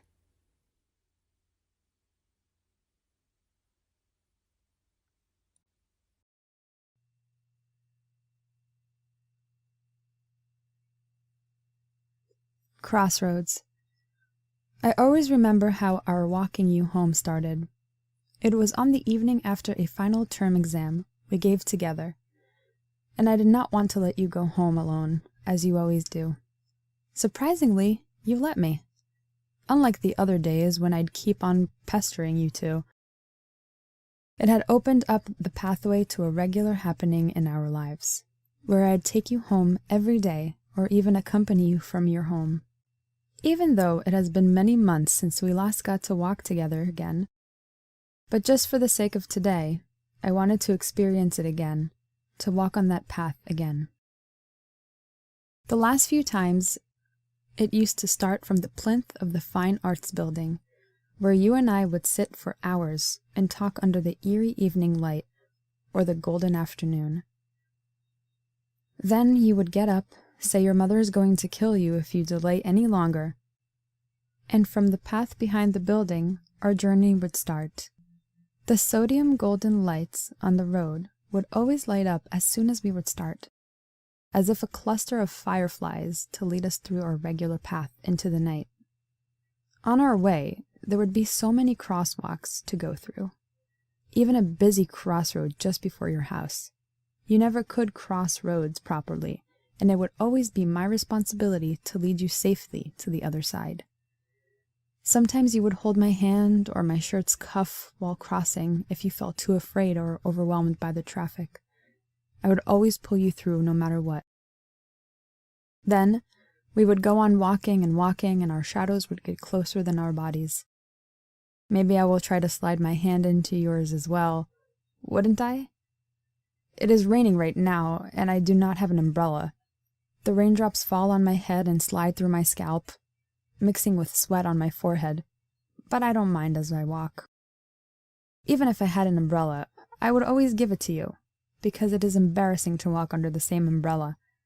Even after 2 years of being together, it was always so awkward and embarrassing. But right now, my scarred feet hurt like hell. No, I still want to walk with you. So I do, and so I will. Why not? After all, I walked with you for almost 7 kilometers, didn't I?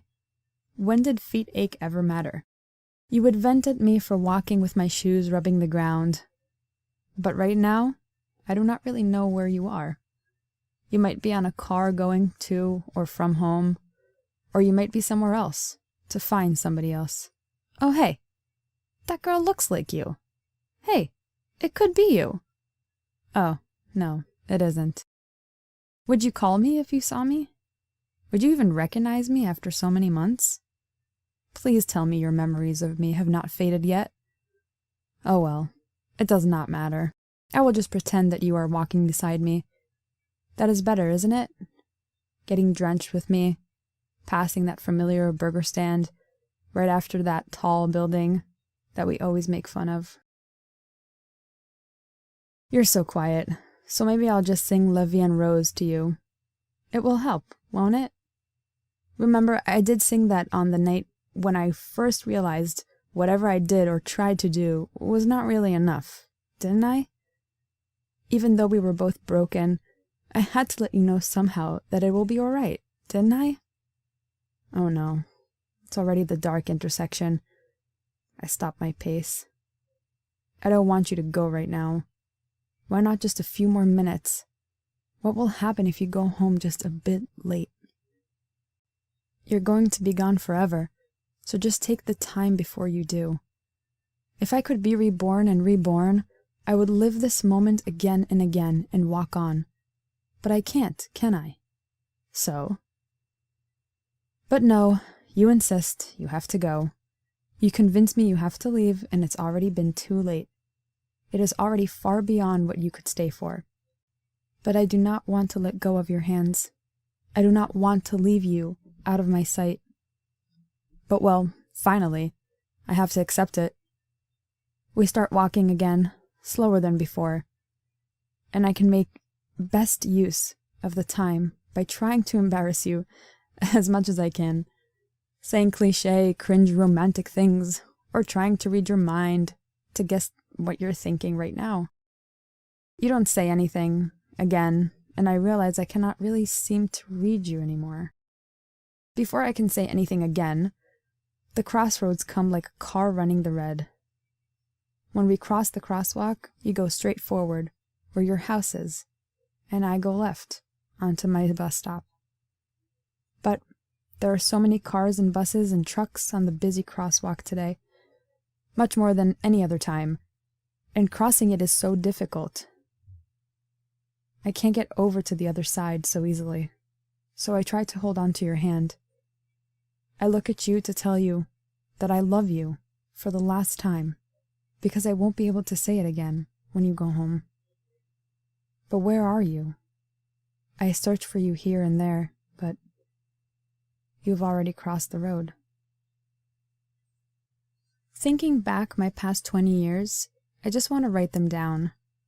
My name is Claire, from C. I would like to be clear, but English is not my mother tongue. I'm 20 years old. February 14th is my birthday. I was born in a little city. It's sort of next to the country's north boundary. I have an older sister and a little sister. Yes, my family only has one male, who is my father. I'll start from as much earlier as I can remember, as possible. Most things only have some pieces left in my mind. As time goes on, it will have more detail. The earliest thing I can remember is when I was 4 years old. My parents both were people who sold wholesale vegetables. As my thought, they were really busy at the time. Every day they woke up very early and brought me to the stall. Small, crowded place. They worked very hard. They were young and energetic. In other words, they were consuming themselves.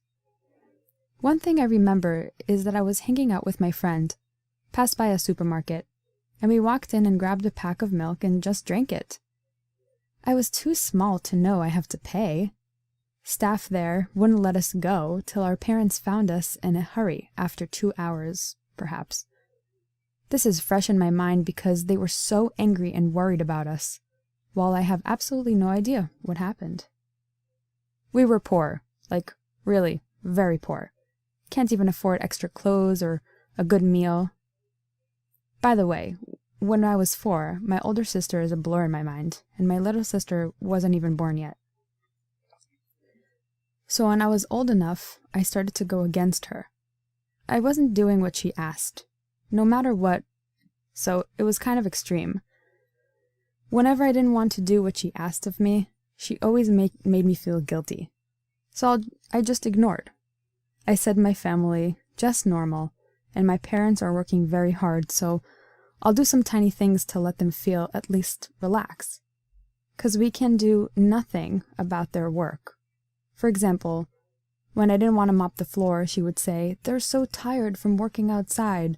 They come back and they see their house so dirty." And I'll feel like it's my fault. I don't talk to my big sister much for a long time. She always has a way to get me pissed off. Maybe I'm too judgmental towards her, but sometimes what she said is really annoying. And I don't like arguing, so I won't talk to her unless I have to. But she's a talker. Her words are plentiful sometimes. I do feel lonely, and I want to go to crowded places, 'cause I want to meet new people and new stuff. An understanding or comfort of what I'm looking for. I'm not a good talker. Don't have any move, just as things go on. I'm eager to be understood, and have someone who can really be with me when I get upset, but I can't find that. I can't be with or close with the same person for too long. At the start, I would have tried my best for that person, but I can't be straightforward with my thoughts. On the contrary, I always want people to care about me, my tiny world, or implied meaning. You can guess. That's basically impossible. So I wouldn't try to explain or discuss anything, but my self-defense starts to build. I like new things, 'cause new people means new me, new experience. I don't like to talk about myself or even don't like to argue or anything. So even sometimes I meet something unfair, I would self-digest, but it's just getting bigger now. I can't digest it myself. There will have to be something I can figure out. So at the moment, maybe I'll leave it. But next time when something happens, I have to self-digest, the past wouldn't come through again. I have strong self-defense. Like if one day I feel you're not really wanting to understand me, I wouldn't ask anything. But the wall between us is building. I would fade. I remember I had a really good friend when I was in primary school. Like we talked about everything and we were always together. But I don't know, I just got tired in the end and tried to keep pushing her away, get her away. She didn't do anything wrong, I just felt suffocated. But people come and go, right? I'm a totally contradicting person. I can't stand people so close to me, but can't even understand me. I was longing to go somewhere very far on my own, like what I said before, meet new people, new experience. So I started to collect relative information about it. But I can't just travel. So I found a volunteer thing. You can get a certificate, which can be very helpful for a job in the future. It also has to be inexpensive. So I chose India. I stayed there for 6 weeks. They covered accommodation and food. All I needed to pay was project fee and a plane ticket. About the project I chose, I didn't think too much. They all have a very similar introduction, so I chose randomly. It's about teaching kids English. To be honest, I prefer to be with kids or pets than older adults. So I made an interview, and I went there. In my case, that would be totally a lone space. Probably at a dog, and in a beautiful countryside that would inspire me. You may notice that surroundings will influence me a lot. But every time when I want to face them, I would get so nervous. Sometime I was thinking maybe I'm a control freak. 'Cause if things out of expectation, I would be like, don't know what to do. I don't even know if I'm really in love with traveling and meeting new things. Maybe that's just an excuse to escape. I'm always chasing something. Currently, I'm not. And put my expectations on that, but the truth is, even though I get eventually sick of things, it won't change too much. I don't know what is wrong with me. You know,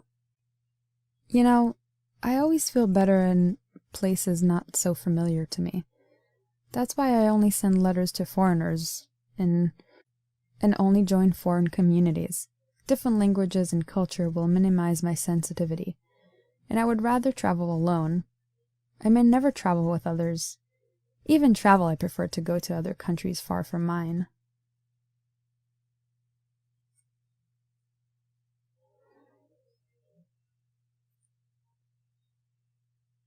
The really strange loss prevention guy.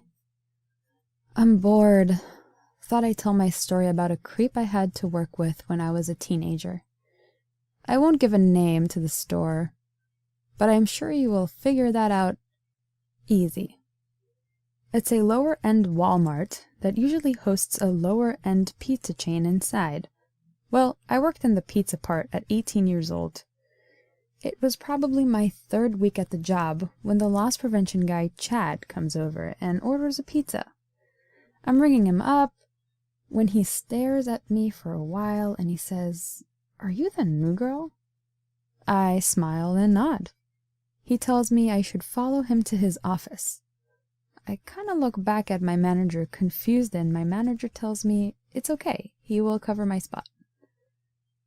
So I followed Chad to the back of the store.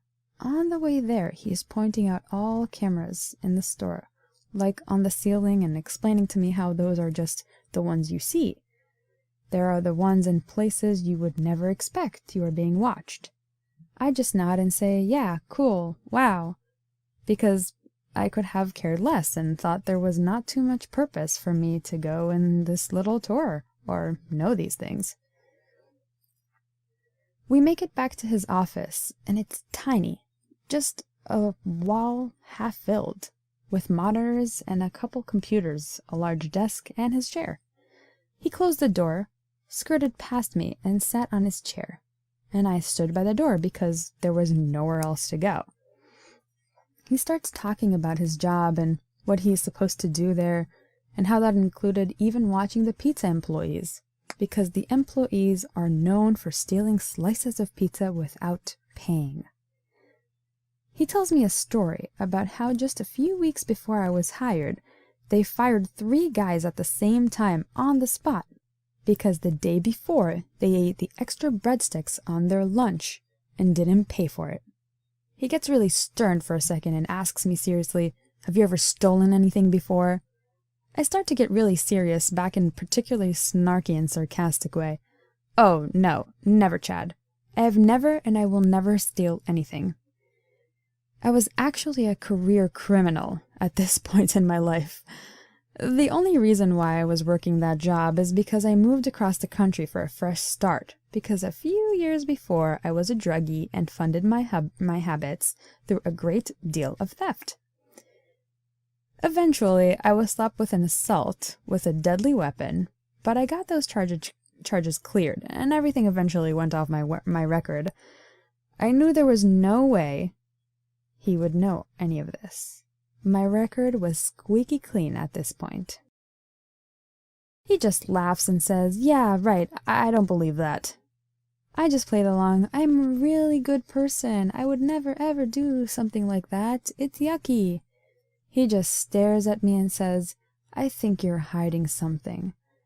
I'm like, "Okay," and stay quiet. He says, "You moved here to this small town from a big city. And when I asked around about you, turns out you moved here without any family either. For a young girl like you, that's really suspicious. I think you're running from something." I just shrug and say I'm independent.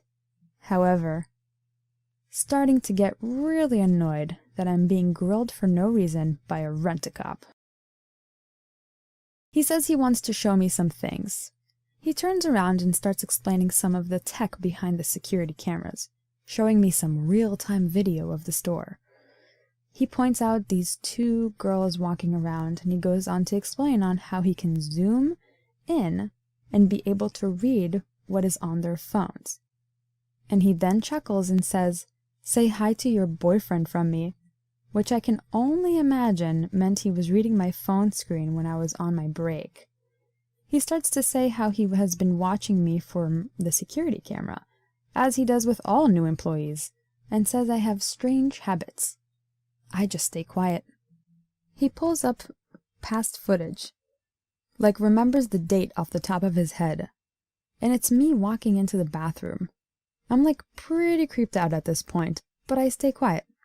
He says, "This is the only time I have seen you go to the bathroom since you have worked here. And you work late and overtime. Don't you have to go more often?" I just say, "Bladder of steel." He goes, "Uh-huh," like he doesn't believe me. He then pulls up footage of me talking to some guy on my break, and I say snarky, "Oh, look, there's my boyfriend you want me to say hi to." He then pulls up some things on his computer, and he explains how all the employees are given a number that they can use in the store at checkout for an employee discount. I already knew this because I was given my number and have just been using it frequently. He explains to me how he can even track employees' purchases, the date and exact time. He puts in my employee number, which was written down on a post-it note, next to him, and pulls up my purchase history in front of me. He says, "I have learned you have quite the sweet tooth."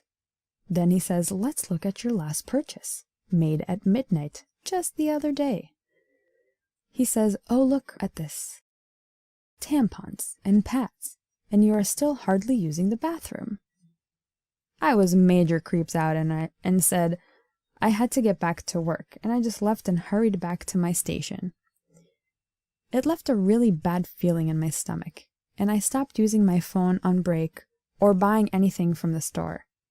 He didn't come around for his lunch break for a while, until a few weeks later when he decides that he wants to come back behind the restaurant and help us kids out because he said he worked in some fancy restaurant way back when and he wants to teach us a thing or two.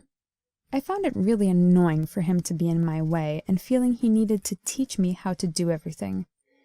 He always has to be working right next to me and correcting everything I did, but our manager didn't care, so I couldn't do anything about it. He was always asking me really personal questions about my life, trying to know more about my past, how he couldn't find me on social media, and even went as far as to ask me once if I was having sex with my boyfriend. He would even walk over to the restaurant after my lunch break to remind me to remember to pay for my pizza slice before I go home, only to walk back to his office. He has even called to remind me on the store phone. I finally had enough when one day my boyfriend got let off work early, and he decided to stop by my work and grab a large pizza for us to have for dinner, and give me a ride since I was getting off of work soon as well. Well, Chad so happened to be helping in the restaurant that day and saw me wave hi to my boyfriend and tell him I'm getting off work in about 20 minutes while a coworker rang him up. I went to the back and started finishing up some dishes when Chad comes back there and confronts me. He says, "So that's your boyfriend, huh?" I'm like, "Yep," and try to ignore him. He says, "Well, I don't really like him coming into my store. I don't like the way he looks, and I don't trust him, so you can't bring him around anymore." He started asking for my boyfriend's first and last name and date of birth and all that. I just said, "I don't think you have that kind of power." He walked away. I went home, and while my boyfriend and I were eating dinner, I get a call from the store manager saying Chad did an investigation on the people I bring into the restaurant as guests, and that one of them has piercings and tattoos and long hair, my boyfriend, and even a DUI. His father did, but not my boyfriend. And the store manager told me until my boyfriend gets a haircut and dresses more nicely, he can't come into the store anymore. I was shocked. So shocked. I just said, "Okay." I hung up and thought about it more. This was a big box stores. Hundreds and hundreds of customers in and out every day. And they banned my boyfriend because he looks too punk. I walked into the store manager's office the next day and quit. And I flipped off one of the security cameras on my way out because I knew Chad was watching me. I couldn't take another second of that creep. Most definitely one of the strangest experiences I have ever had anywhere, at a job or with anyone, really.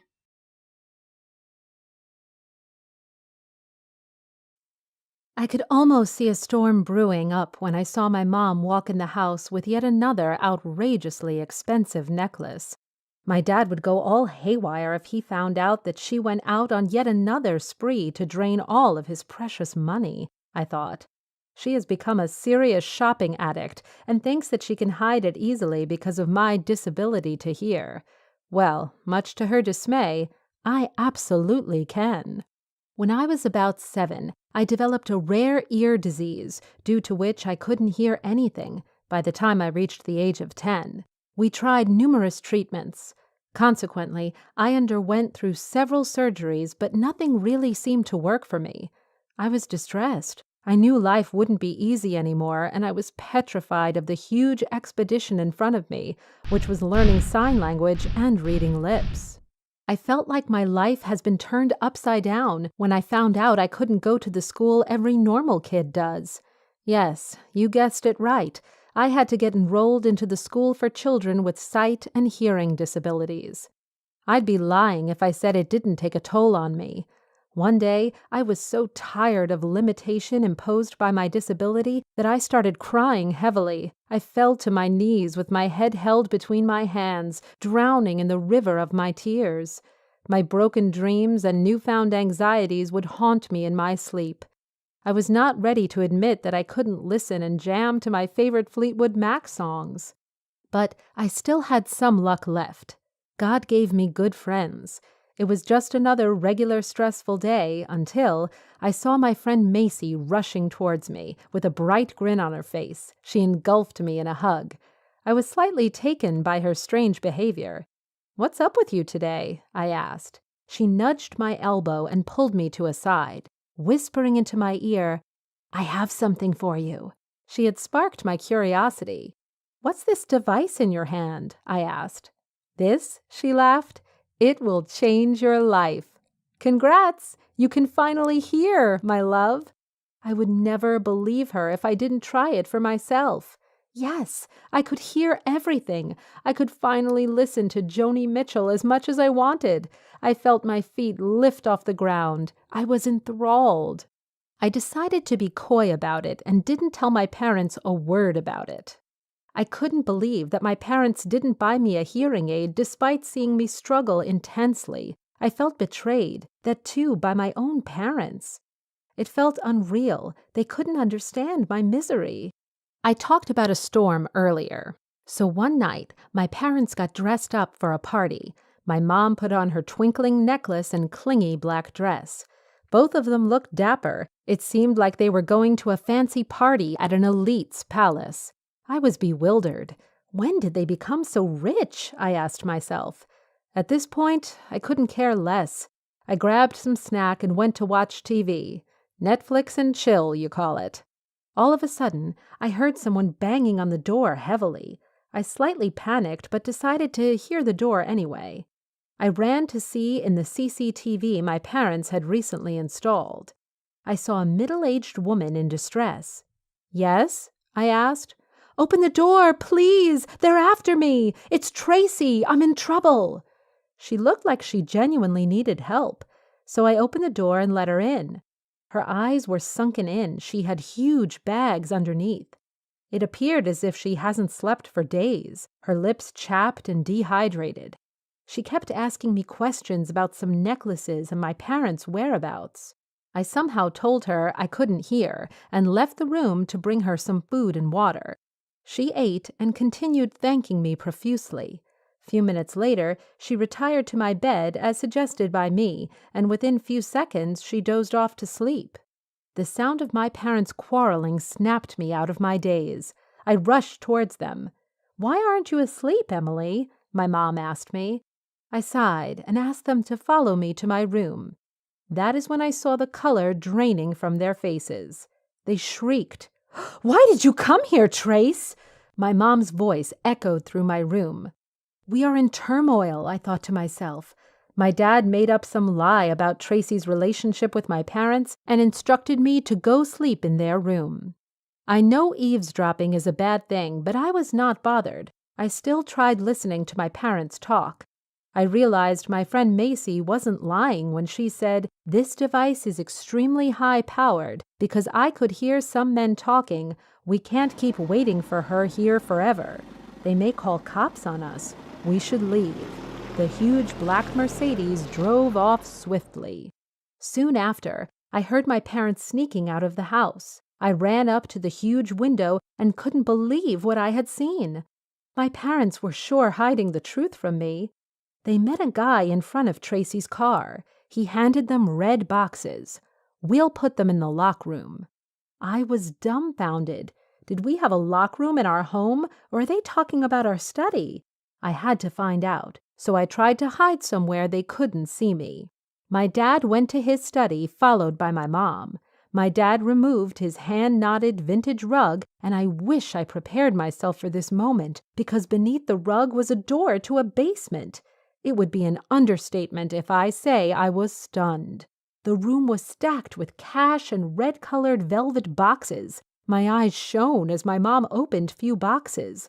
The diamonds and jewels lit up the whole room.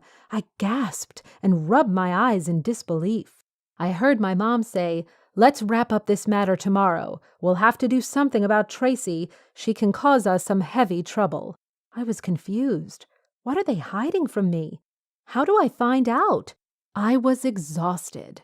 I was hyper-aware of my surroundings, so upon feeling slightest disturbance near my dad's study, I was up on my feet and marched toward the room. As I opened the door, she gasped her mouth ajar. She panicked and tried to make excuses, and suddenly I felt a shift in her expression. Her lips upturned in a soft smile, and with that she came closer to me. "You've been so kind to me," she said, while stroking my hair. In a matter of seconds, she pushed me into the basement and closed the door. She knew the passcode for this safe room? I shrieked. I couldn't believe how naive I was. Now it was me in that room, all alone, crying and knocking on the door hastily, but no one heard my cries. Few seconds later, "Tracy is gone. She ran away," I heard my dad say through my hearing aid. My mom wailed while I could imagine my dad had his head in hands. He was furious at my mom. "You said Tracy was your good friend? Would you like to rethink about it?" my dad said, gritting his teeth. "What are you going to tell our boss, Alex? He will not be good to us. You are one to blame," said my dad. "Do you want more of those blindingly shiny neck pieces?"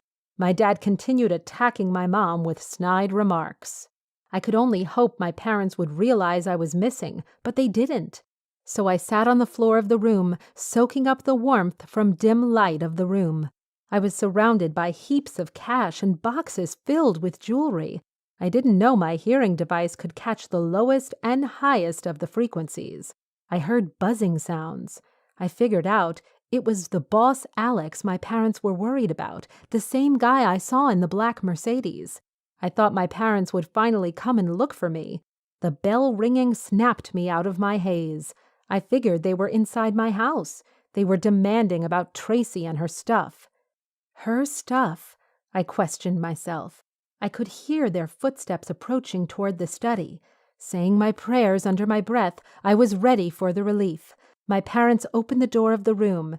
There were two guys dressed in black standing in front of me. Their eyes lit us at the sight of cash and load of jewelry. Right when they were bussing looking inside, my parents shoved them inside and locked the room. I quickly hid behind the bags, hoping they won't notice my presence. But they did, and a shriek left their mouth that shrilled throughout the room. They were terrified. For a few seconds, I couldn't understand it, but eventually got a hang of it and decided to play along to what they were thinking. Suddenly, one of them broke their silence. His lips were quivering, eyes were wide and body shivering. "Soul of the goodness, we ask for your forgiveness. What can we do for you to forgive us?" I had to stifle my giggles and continue with the act I had put on. I said, "Leave these people alone. It's not their fault. Go earn the money the righteous way. You need to leave, leave, leave," in a sing-song voice. I was surprised at myself and was trying my best to suppress my laughter. Both of them nodded their heads hurriedly. I think God answered my prayers, and my parents opened the door of the room. Both of them hurried out and ran without even looking back.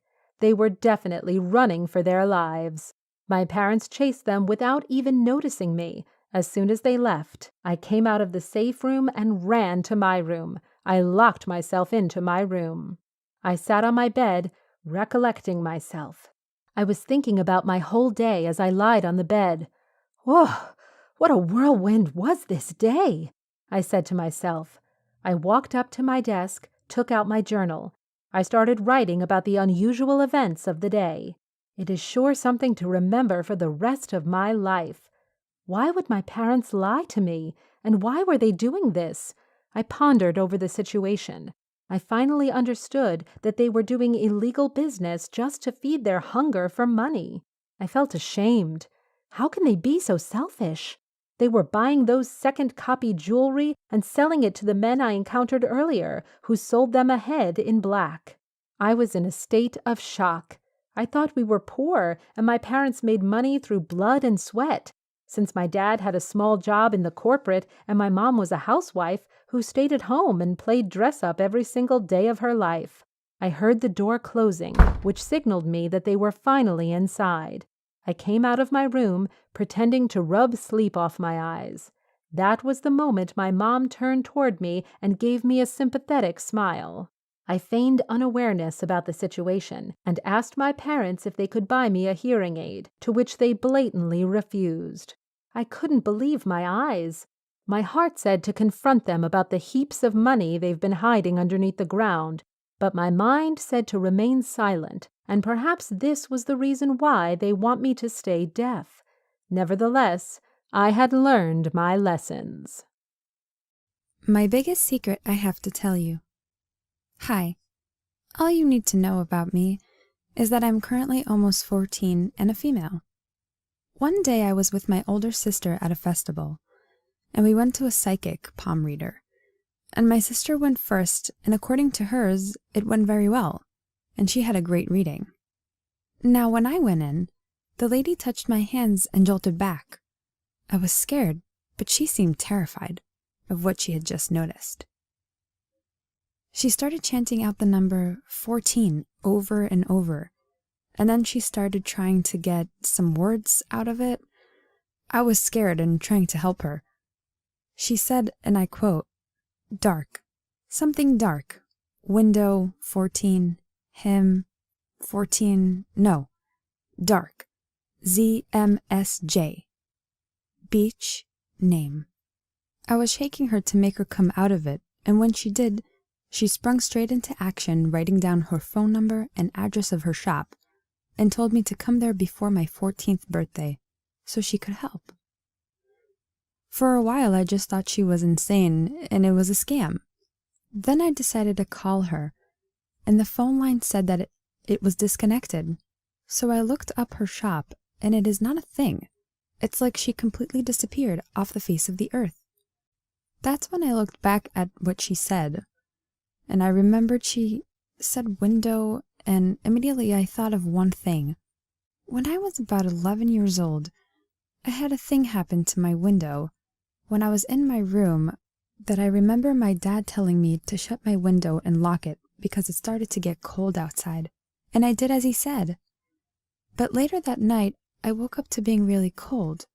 I looked over in my window, and it has been unlocked and lifted just slightly, but nothing else happened that night.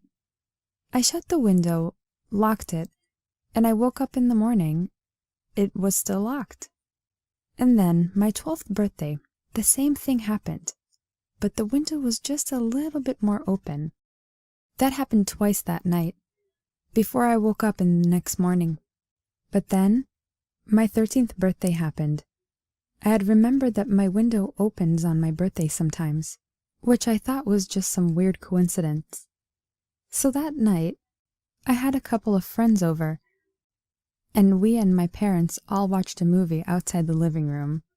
But in the middle of watching a movie, we heard a loud crack come from my room. Immediately, my dad ran into there to see what happened, and he just walked in and said, "What the heck?"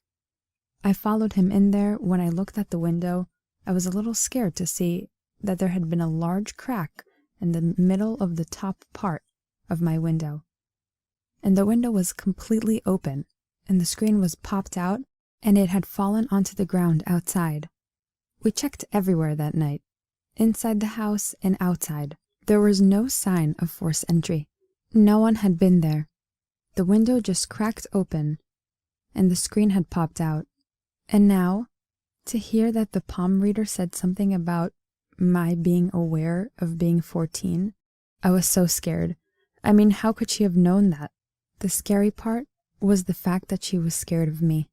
But just this experience isn't why I decided to write this. It was because I went to the fair a few days ago, and I went to a tarot card reader with my older sister again, and she heard everything my tarot card reader said. That I would be going somewhere soon. I didn't know, but it wasn't really my decision, and that something very dark would happen to me.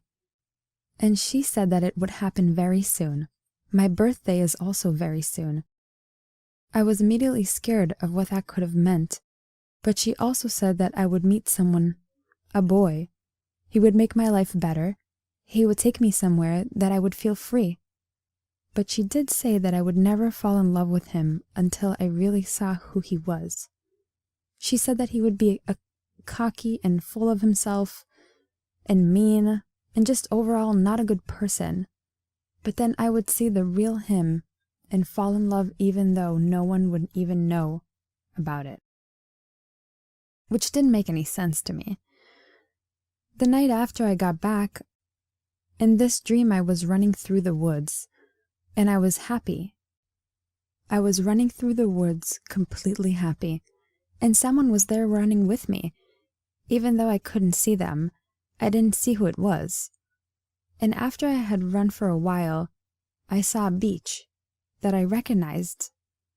I don't know where from, and I ran to the beach, and sat next to me was a rock, and engraved on that rock was the name Zeta, which for some reason I knew was the first name in the initials of ZMSJ, which were the initials of the thing the palm reader had said.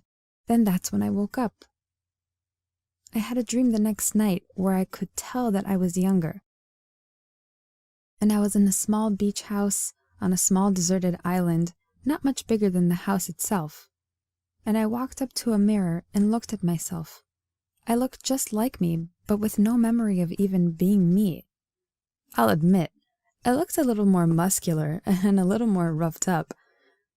But then I got angry at something for some reason. And when I looked back at myself, my soft green eyes turned ice blue for just a second, and then I woke up. But after that dream, I'm scared to sleep tonight, and also my birthday is coming up in less than a month, and I don't know what to expect. So there you go. My story, if literally anyone has read this far. I just needed to put it out there, somewhere, because I'm scared.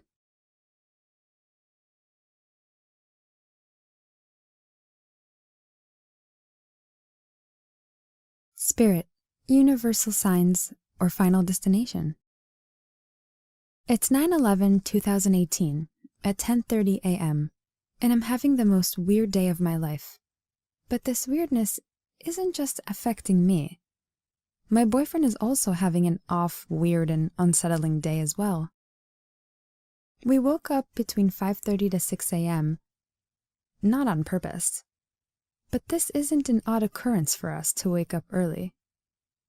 I have a kidney disease, so when the pain is high, I cannot sleep. He usually stays up with me until I feel better. Nothing weird started happening until around 7 or 8 a.m. He goes off in a trance, and I knew he had seen something that had freaked him out. I asked him what he had seen, and he replied, "Thought I seen a white light go from the kitchen door to the bathroom door, but my eyes were probably playing tricks on me." I had replied to that with a simple, "You're tired. Go get some sleep." But once he's awake for good. Some time goes by and I see a white, round, and bright light that resembles an orb fly from the kitchen to the bathroom. I got freaked out and expressed to him what I had seen. We sat for a little bit being spooked. We decided to play with an Ouija board. Wonderful idea, I know. Nothing happened. It didn't work. Or did it? We started hearing knocks and threes in our kitchen. Went to investigate. Nothing. Appeared normal. It happened 3 times. Hasn't happened since. This was 8:38 a.m. After this happened, my boyfriend randomly says, "Oh, today is 9/11," and we go on discussing that topic a little bit. Then we decided to Google signs of ghosts in house. Another wonderful idea. And the signs seemed true. For us, at the moment. Knocks, orbs, etc. Then I stumbled across pages like, "Signs a spirit is trying to communicate with you. When will you die? And how will you die? Quiz." I clicked every page, and, well, here's my discoveries. Spirit communication. Sending certain numbers or words. Radio stations. Light bulbs going out frequently, which doesn't happen all the time at our house. Death date.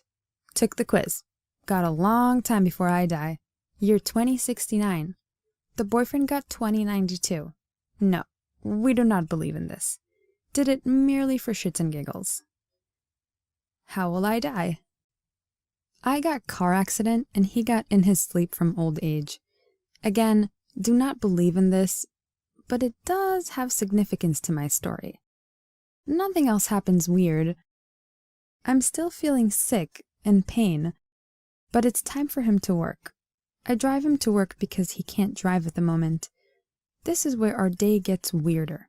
Like, guys, I'm talking the feeling of final destination. We keep hitting all red lights. Nothing unusual, though. Except he goes to turn on the radio. Roxanne, you don't have to put on the red light. Funny coincidence? We laughed it off and continued our car ride. I take the exit to the interstate and he flips radio stations. Interstate driving. Okay, not funny anymore. We started getting spooked. Talk about the spirit communicating through radio stations. We get on the interstate and this van pulls out in front of me with a huge red or white sign that read September 11th, 2001. Remember how I was discussing 9/11, today's date? Strange, I tell him. I'm having anxiety. I slow down, drive with more caution than usual. He flips radio stations. I'm feeling anxious. And we both get even more spooked. Turn off the radio. Drove past this loud sound, construction zone, and it freaked me out. Felt more louder than usual. And I literally felt like I was in Final Destination. Rolled up my windows and we discussed being spooked. Reached his work. Nothing else happened. He's there currently. I don't work until 6:45 p.m., so I'm currently home while writing this. I feel I'm being watched. I have heard the creaking of the floor where you have to stand to make it creak, and I have the feeling of something bad is going to happen. I'll keep updated in comments, but I wanted this day documented. I also want to know if anyone has this type of stuff going on to them, especially the radio stations. I'm a big believer in universal signs, but now I'm debating whether a spirit is trying to contact me. What do you think?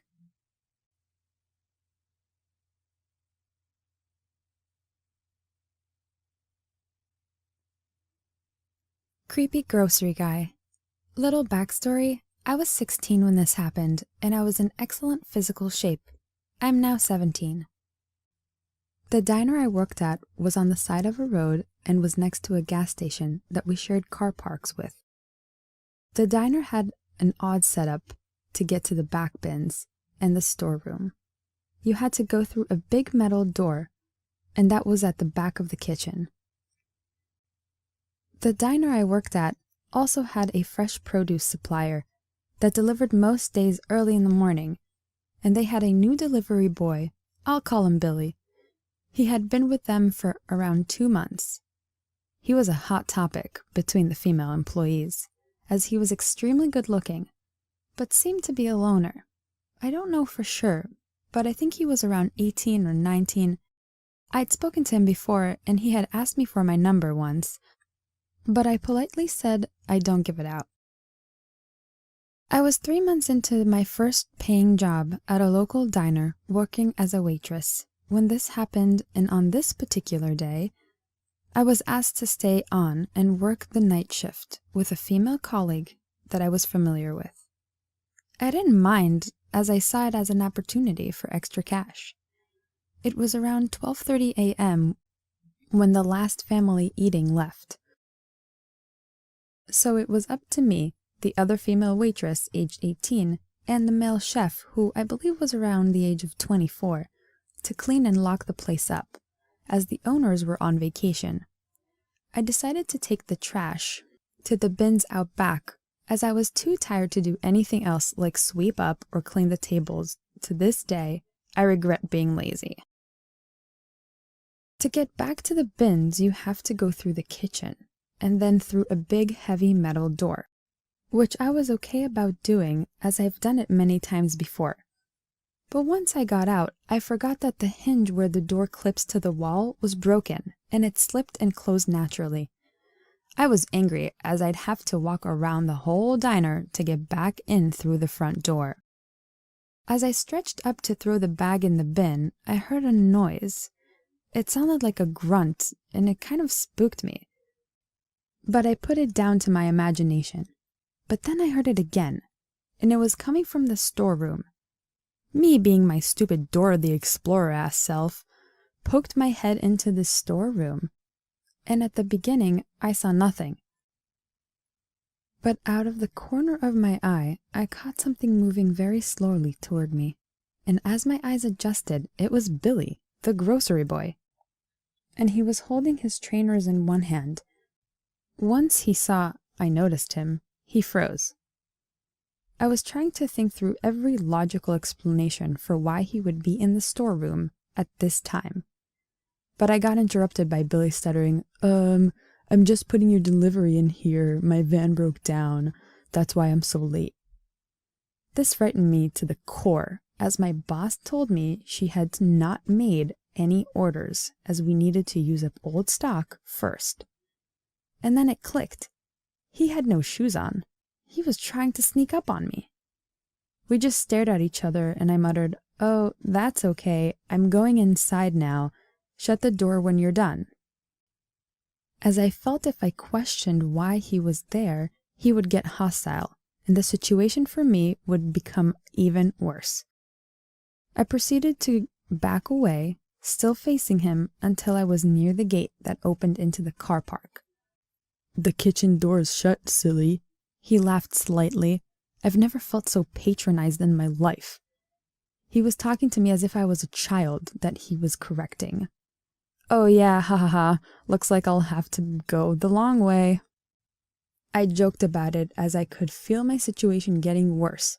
He just had an expression that reminded me of that cat from Alice in Wonderland. Yeah, just shut the door when you're done. Bye." I shout out before turning around and opening the gate. My whole body froze when I felt a vice grip on my wrist. Now that I think of it, I'm surprised he didn't break it. By instinct, I started tugging my arm away and shouted at him something like, "Dude, what the fuck? Get off me." But that only seemed to make it worse, and it was almost like he loved to see me struggle. "Stop resisting me," he said in a flat tone as he used his other hand to try and pull my skirt down. I think all my fear turned into fight as I began kicking and punching the right side of his face. I'm about 5'8", and he is probably around 6'2". I think I poked him in the eye with one of the fake nails I had on, and he instantly let go and started cussing very loud. I took my chance and bolted out of the gate and into the car park, which was empty, a part of one car parked in the gas station at a pump. I looked closer.